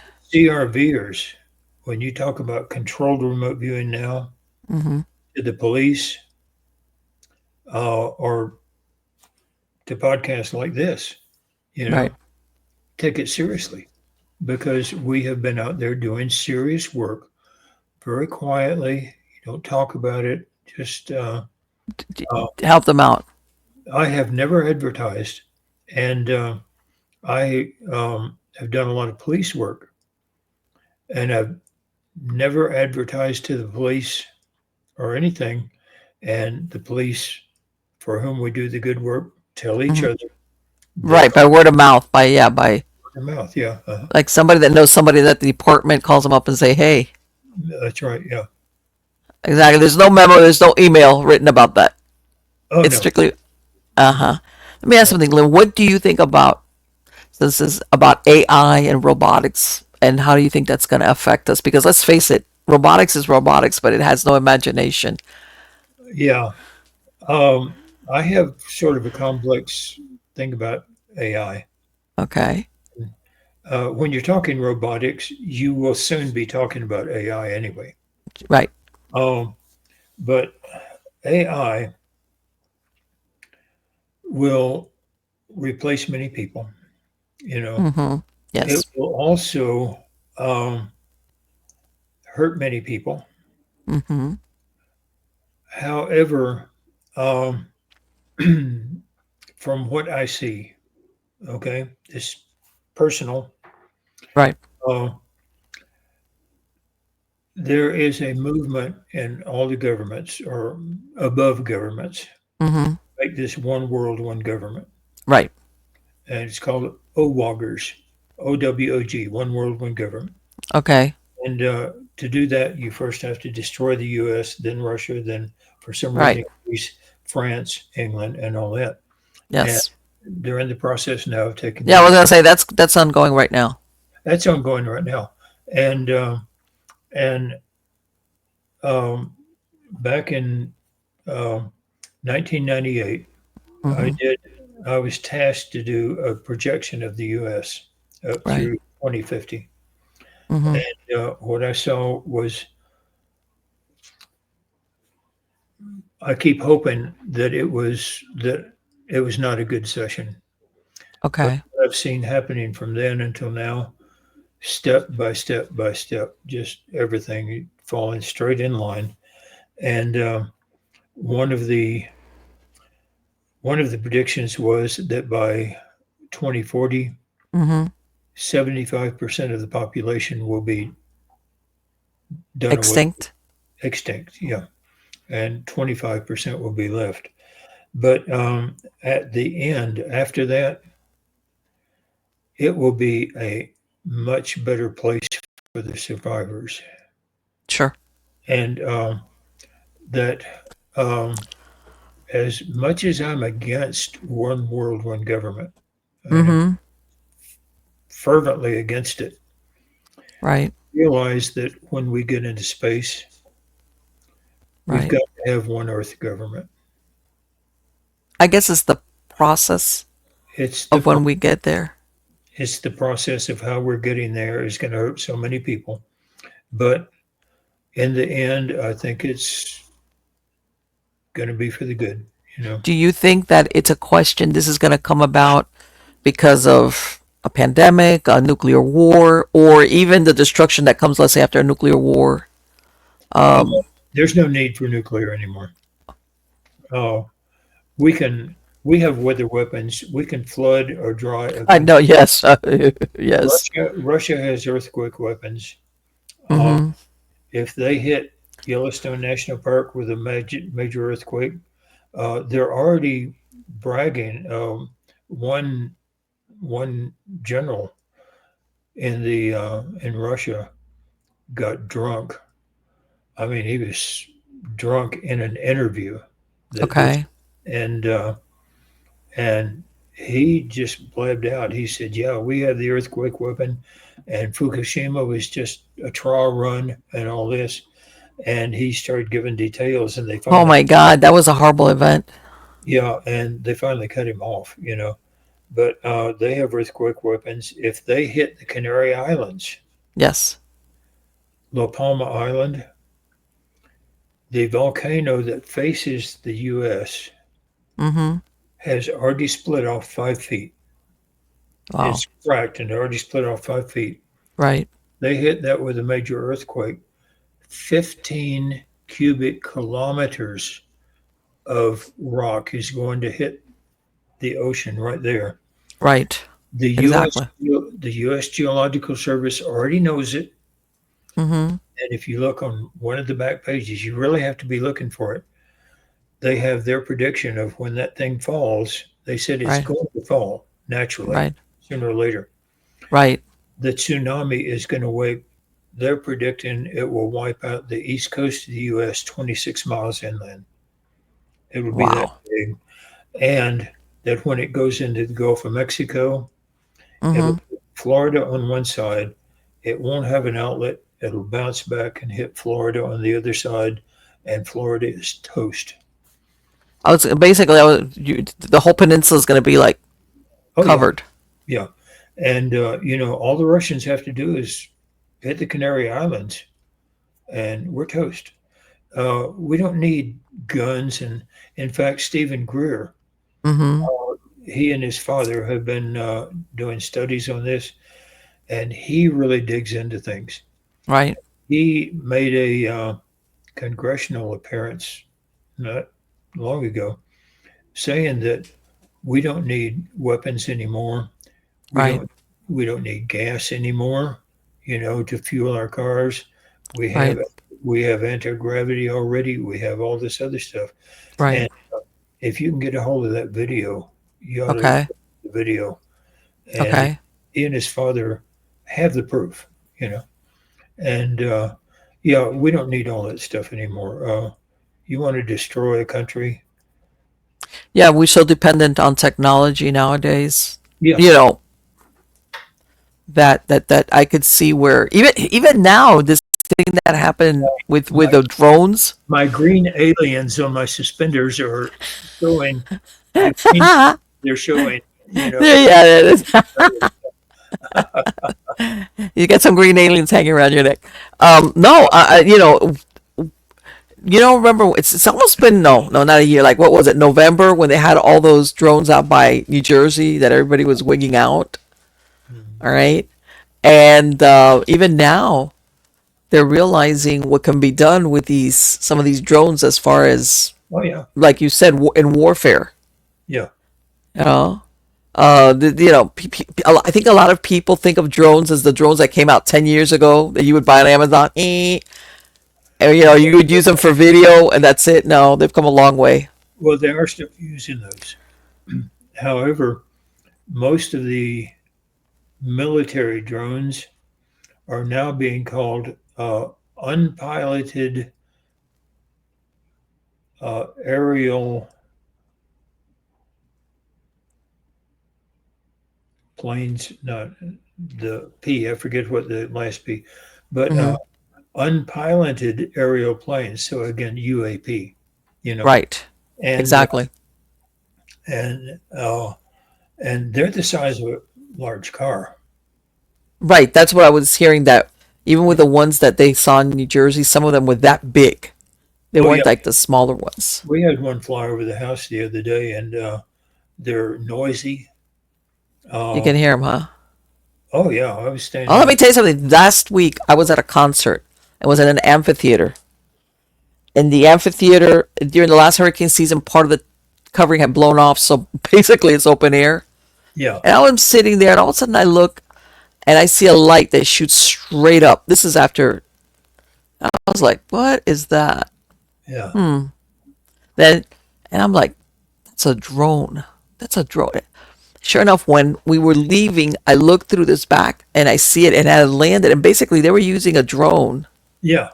to look out over the crowd. And I'm thinking, okay, maybe, you could say there's nothing nefarious about this. But it was very quiet. You could not hear anything. And unless you were really paying attention, like you said, and looking up Yeah, and seeing it when it went up, because when it was pretty high up, you could, if somebody scanned, they could think it was maybe an airplane or a little plane or something. that's the small commercial drones. Right. The only time you would catch on that it was a drone is when it was going up or down because it would just it comes down vertically, like straight down or Yeah, straight up. yeah, yeah. And I was like, okay, wow, all right, interesting. That's the first time I'd been that I'd noticed that they were using drones to basically look at everybody. And these days, people will see something flying back and forth and back and forth, and then all of a sudden shoot up. Yeah. It'll be a drone, but they say, "Oh, I saw a UFO." Yeah, Right.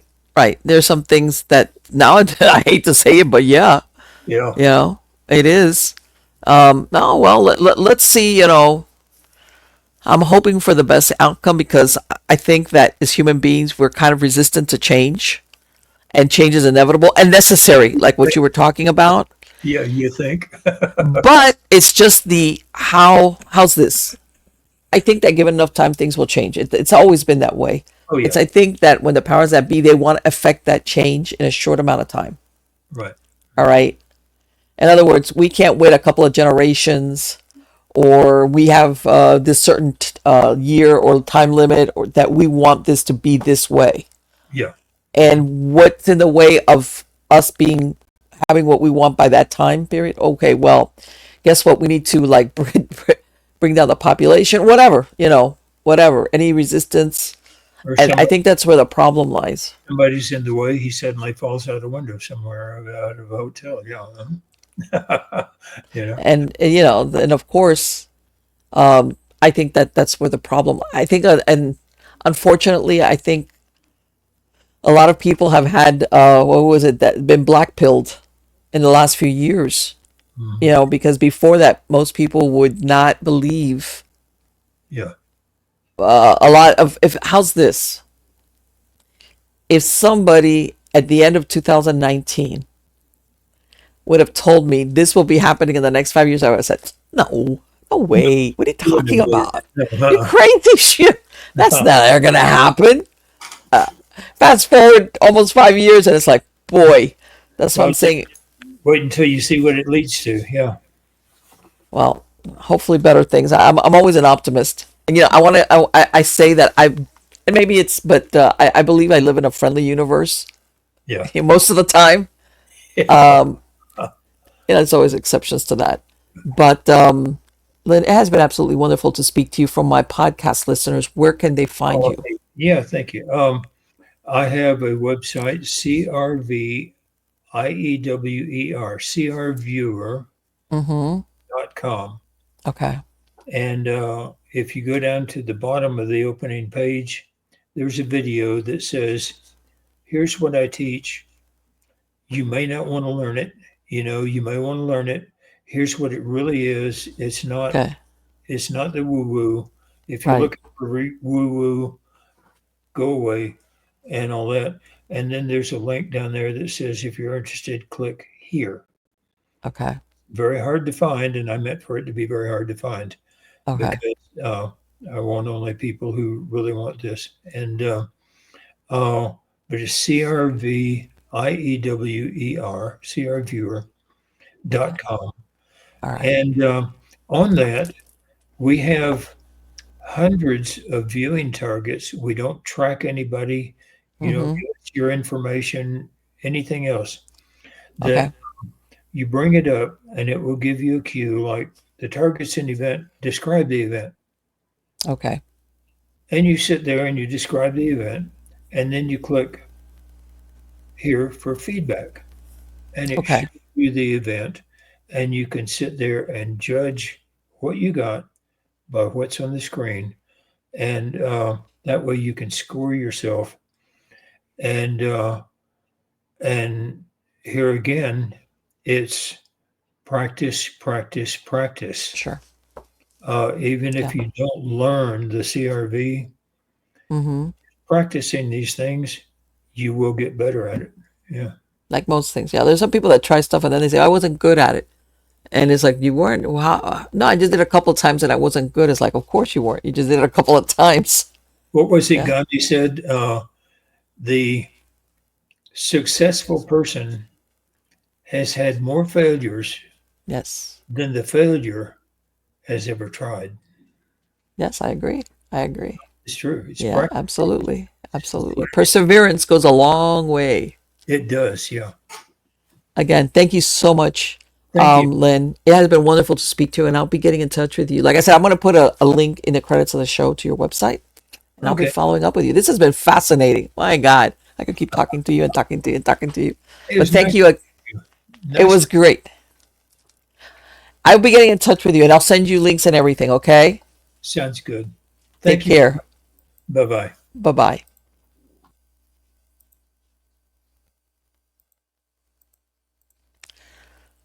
Let me tell you something. I kid you not. I was like, sometimes when you see me like stop a minute, it wasn't because I didn't know what to ask him. It was like, what do I had so many questions. It was like, okay, pick and choose, Marlene, what you're going to ask him about so that you don't sound like an idiot. And, like, well, how, I was like, man, I could ask you so many questions. That's fascinating. Let me tell you, I'm sorry, people, but I had to drink something because, and by the way, I'm going to show this, and I don't endorse Budweiser, but believe it or not, one time I had this. This is let me see, a Budweiser, and it's a speaker. I had it out. I don't drink beer, by the way. I don't like beer. But I had it out, and my son was always goes, Mom, I'm telling you, kids are so judgy about their parents anyway. You're drinking a beer? And I was like, no, dumb. It's a speaker. And the reason why I say that is right next to my my cup, and I was about to grab it and was like, wait, you're going to take us. That's the speaker. But anyway, getting back to Lyn, I think that what he was talking about is like the ramifications are incredible because, again, what we were talking about, we're so used to dealing, especially now with technology speeding away. Everything is science-based technology. Everything is defined, linear. Everything is explainable. And that doesn't leave much, well, how's this? Acknowledgement by either science and or the government or whoever. You start talking about something like remote viewing or things of what he was talking about. It's like, yeah, sure. All right, yeah, you're going in the woo direction, and it's there. And I do think that in a way that is part of disinformation, because the last thing I think that the powers that be, excuse me, would ever want is for the general populace, the normies, us, to really understand just how powerful our minds are, our brains are. And I do agree with him. I think part of it is our lack of training, our lack of knowledge, our lack of practice. What was it? Oh my God! What was the name of There was that runner.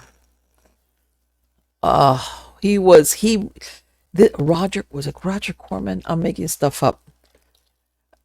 First person to run 1 minute. Okay, 4 minute mile. I'm looking this up before I just make up something. Roger Bannister. Okay, here we go. That was the thing. He was the first person to run a mile in under 4 minutes. And this was in 1954. Now, from what I understand, prior to this, doctors had said that was a human physical impossibility. Nobody could do that. Thus, he did it. And they were saying that once he did this, he achieved it, then a bunch of other people, after other runners, were able to do it. The barrier had always been these authority figures had said, doctors, physicians, the human body cannot do that. And plus, nobody had done it, so that was the proof. Nobody can do it because the human body cannot do that. Once all these runners saw him do it, a bunch of other people did it. And I think that what Lyn was describing as far as our abilities in our mind is along the same lines. I think that it's lack of understanding, lack of acknowledgement by authority figures, and that once, let's say, it became more accepted, I don't know what word to use it, acknowledged, that people would actually practice it. Because think about it. Think what that would do. Talk about lack of control that you could, because let's go down, and I wanted to ask him about this. When he talked about the bilocation, I wanted to ask him when he bilocated if anybody had ever seen him at the other end. But anyway, can you imagine here they've gone through all this trouble to surveil us, whether it's facial recognition or like we were talking about the drones, and that he was saying they could take a picture of your tag on your car and all this surveillance. But who's going to surveil you in your head? Huh? Wow. Talk about wig out. You want the governments to wig out? That you could do some version of a remote viewing and become aware of things, or see things, or anticipate things, and shoot. See, that's another thing I wanted to ask him about. See, now all these things that sometimes I wanted to, and I imagine maybe I know the answer, but I still would have liked to get it from him. Is it only present time, like if you do the remote viewing, are you only seeing present time, what's happening in that moment? Or do you ever see what happened? You see what I'm saying? Or, well, obviously he answered the thing about future because he described what he saw. But I'm saying, as far as do you ever see what happened, let's say at a certain location or to a certain person, or is it just that moment? I guess depending on how you aim it, I guess.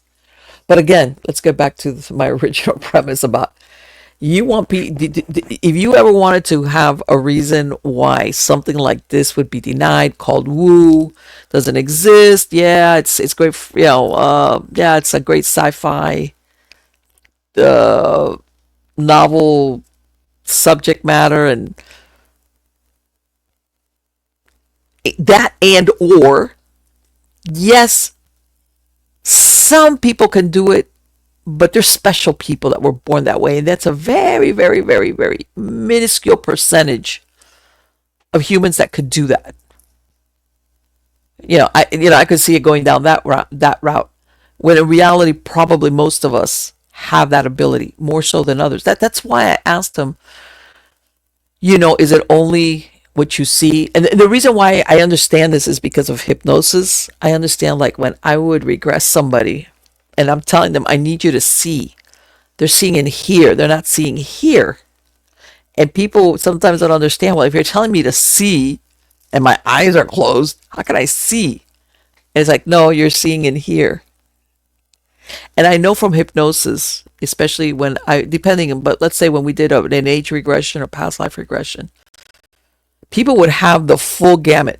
Not only were they seeing something, they would smell things. In other words, it depends. Everybody was different. Some people were, when he was describing, I was there. Some people, depending on their suggestibility and other factors, they were more immersed in the experience. So much so that certain times, like especially if you did, again, mostly past life regression or whatever, whether it was age regression or again, that if they witnessed something horrific, especially if it involved them, as in their prior lifetimes, they would react like they were really there. Like, there's methods, techniques that you use as a hypnotist to pull them back into observer mode so that they don't totally wig out on you. It's like if you go to the movie theater and then all of a sudden you're in there, you're in the movie, you're living it, and you're the main actor, and the one that stuff is happening to is you. All right. So I understood very well what he was describing, that as in seeing. But again, let's go back. I'm sorry. That got away from me. Now, can you imagine if it was what's the word I'm looking for? If it was the norm, how's that? That we were taught what our mental abilities are. And again, I'm going to say, like in all things, like in intelligence, like in physical strength, there's people that have their areas where they're good at, and there's other people that are good at this. You might have somebody that maybe is really good at something, but that overall, everybody had some type of ability in their brain and their mind to do some version of that. All right. Wow.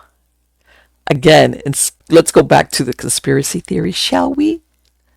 Can you imagine that after all the pains that are taken to surveil us, or to basically find out where we're going, what we're doing, with whom, where we're spending our money, blah, blah, blah, blah, blah, blah, blah, blah, blah, blah, blah, blah, what's happening with our health, all of that. I mean, even when we drive, come on, folks, that they couldn't track you because it's in here.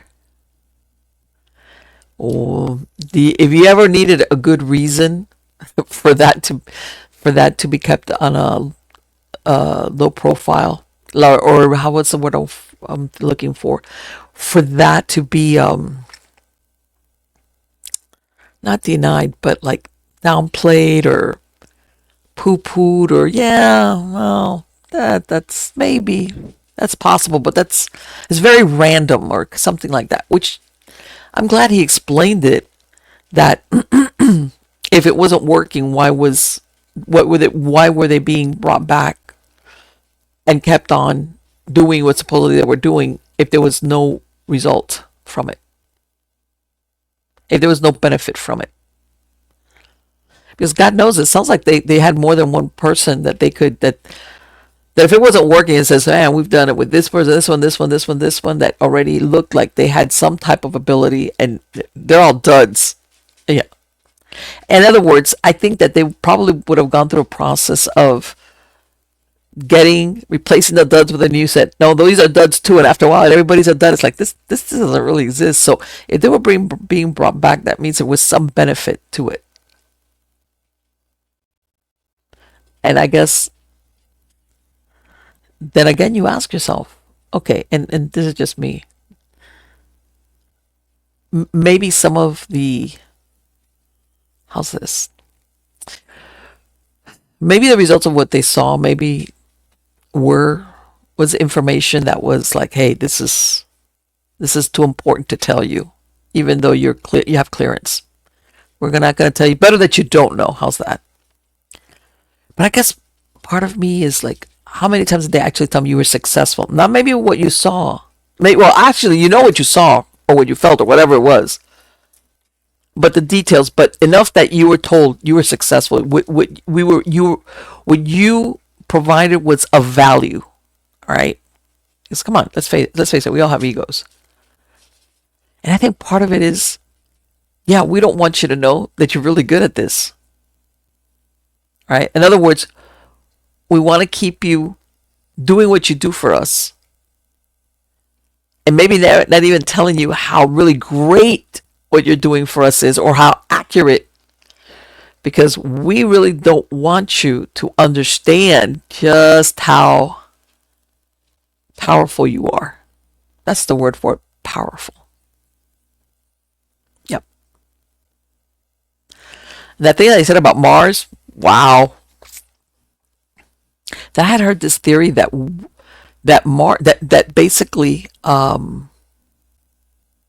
that Mars, and again, this is just theory. I don't know that the civilization that happened in Mars, some of them ended up here. Might be ETs, or we might be the Martians, or who knows?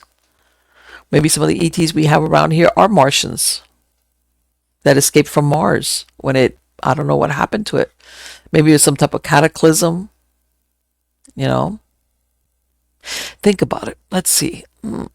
What if the ETs, and I know there's people that know, Marlene, they're from the Pleiades or something like that. Okay, let's go with my version. What if the ETs are Martians that escaped from Mars because it was something went belly up on there? All right. Cataclysm, natural or Martian made, who knows? They end up here on Earth.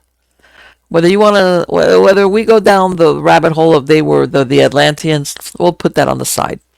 They come here, but at the end of the day, this planet is not really Mars. It's not. The atmosphere, the gravitational pull, but it's enough so they hang out here. But they can't leave. You know, they came over here because it's like, well, better this than outer space. So they're here. They're kind of stuck. They're marooned. How's that? They're marooned. So they make the best of it. They have enough technology that allows them to survive here, maybe with living inside their spaceships or their wherever they live, where they filter out and they make whatever they breathe, if they breathe, but whatever, the atmosphere and the gravitational pull, they learn to deal with it. But they realize, hey, you know what? If we're stuck here, we're not going anywhere. But man, this is tough living here. This is not Mars. Well, what's the next best thing?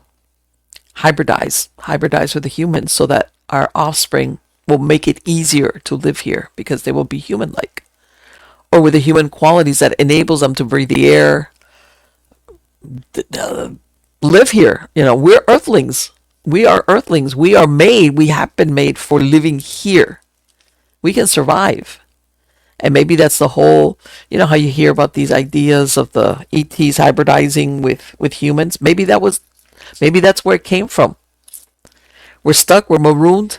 The only way we're going to survive, as in future generations, remember, because I don't know, I'm going to assume they're finite, they die off eventually, is if we hybridize with the humans. And maybe it take a lot of tweaking, because maybe like a lot of species, they're not genetically compatible. So maybe their scientists had to do a lot of tweaking to make the hybridization possible to begin with. Always with the hopes that, yes, as we are, we'll become extinct, because this is not our home planet. And better we have a hybrid than that's the end of us. Why not? I mean, I hate to say it. What was once upon a time considered high sci-fi is now very possible. As far as in theory, but it's going to be, life is interesting, and that's an understatement. As far as what comes down the road, and that's, I think, is what's got a lot of people wigged out. That normally these changes, whether it's to the government or the environment or just to the world overall, is in slower steps, like slower. Like I said, change is inevitable. But lately, like I said, and it feels like we're on a roller coaster, and that thing is picking up speed. And I'll say it again, we are creatures of habit. We resist change. Even though it's inevitable, it's like, give it to me slow. Like, let's do the change slowly. Let's not do anything abrupt. No, don't do that. Some people are more than others, okay? And lately, I think that I think a lot of the stress that people talk about, and I'm talking here first world problem, folks. I'm talking Americans, because that's where I'm at. Some of these high stresses that in other words, we're not going out there like, once I'm out upon the caveman, where like I'm surviving day to day if I can bring down something to eat. I'm talking about that our stressors are produced because everything is changing so quickly, and or we already anticipate the changes coming. How's that? Everything has picked up speed. And if you've been around for the last 30, 40 years, you've seen it pick up speed every year. Technology becomes obsolete overnight. If you like some technology that you like, it becomes obsolete, not only because something better, but even if you like it, the companies, they don't service it. The product becomes, you can't, it's like, man, this works great for me, and maybe this is all I need, but no, we're not gonna do. We're not gonna do updates to it, or you can't fix it, or you can't get a part for it. And everybody's like, what? Wait. So in other words, every time we try to dig our heels in and say, that change, it's great, but I don't need that. I'm good with this. It works. No. We're not gonna let you off the hook. Either you change, you get, and I think that's what's a big stressor for humans, because it's just too much, too fast. And which is what I was telling Lyn about. It's like, yeah, change is great and then it's inevitable, but it's at what pace are we doing it? Right? At what, where, and I think that's why humanity collectively, you see people with sometimes, whether they're health problems or mental problems, remember, sometimes health problems are expressed because of things that's going up here is expressed in the body, because of you're wigged out, you're scared. Sometimes you don't understand. It's like, man, I'm barely understanding this. And let me make a prediction. Here we go. I'm not no tech dummy, okay? I'm not. And I guarantee you, and nowadays, like you say, you see kids that in the, they're in first grade and they're computer savvy and they're doing this and that in the game. There will come a time where, as much as they think they know, there will come a time that they are outpaced by something else. Everybody thinks, oh, you're on the cutting edge. You're on the cutting edge right now. 30 years from now, you'll look back and go, man, I remember when I had this little keyboard on my desk at school, and I used to So yeah, I remember when I used to write all my stuff down in the day planner. It was great. Plus, by the way, nobody knew what you wrote in it. Isn't that great? Let's get all conspiratorial, shall we? When you wrote things in a day planner, unless you lost it in mine, let me tell you, I never lost mine. Nobody knew what you wrote in there. You could write in code for all they knew. You could write in longhand. By the way, I learned how to write in longhand many, many, many years ago. This was when secretaries would take notes in longhand, not longhand, shorthand. Shorthand, I'm sorry. In shorthand. I learned shorthand. Let's say you wrote your notes in your day planner in shorthand. Good luck on people knowing what you were writing. Talk about nobody knowing what was going on. Nobody in their head. Nobody could hack your emails or all the other stuff now that's going on where people's information is being exposed or scraped or anything like that. If it's in writing, hey, yeah. I'm telling you. Yeah, I know I'm sounding like the good old days, but sometimes there was something good about the good old days, especially with what's going on nowadays. You know? And unless you've lived long enough to know the difference between one and the other, because if you were born in the last 25 years, you don't get it. Or in the last 30 years, you don't get it. It's only if you lived longer that you're like, there was something before this. Let's see what happens. Anyway, guys, I hope you like this interview with Lyn Buchanan. I've got a lot of interesting guests just like him coming on. I'm going to follow up to bring him back on, as I've got a lot of questions I want to ask him. Everything was fascinating. Just like, believe it or not, in the back of my mind, I'm still percolating. Anyway, go to mppelliser.com, go to miamighostchronicles.com. You find links to everything. Of course, sign up for my newsletter and Substack. Subscribe wherever you find us, whether it's on the video version, the podcast version, so you get notified of when a new show is being released. Like I said, even on Substack, I'll re-release some really old stuff like 4 and 5 years ago, which I'm going to repeat. I do look at it and I go, is this really dated? It's like, this is not good. And it's not. It's interesting. It's not like I'm talking about something no. It's not like news, like now that you watch it and it's like 2 weeks old. It's like, who wants to watch that? No, it's still pretty interesting. So anyway, that's what my newsletter does. So it's got the new stuff, it's got the old stuff. And again, if you go to the website, you're going to find links to everything, all the archives of everything, whether it's the video or the podcast version of everything, whether it's Stories of the Supernatural, Supernatural Storytime, Nightshade Diary, or Eerie News. You'll find everything there. All right. So come back, and thank you, though, for spending this time with me. You're all wonderful. Till next time, take care.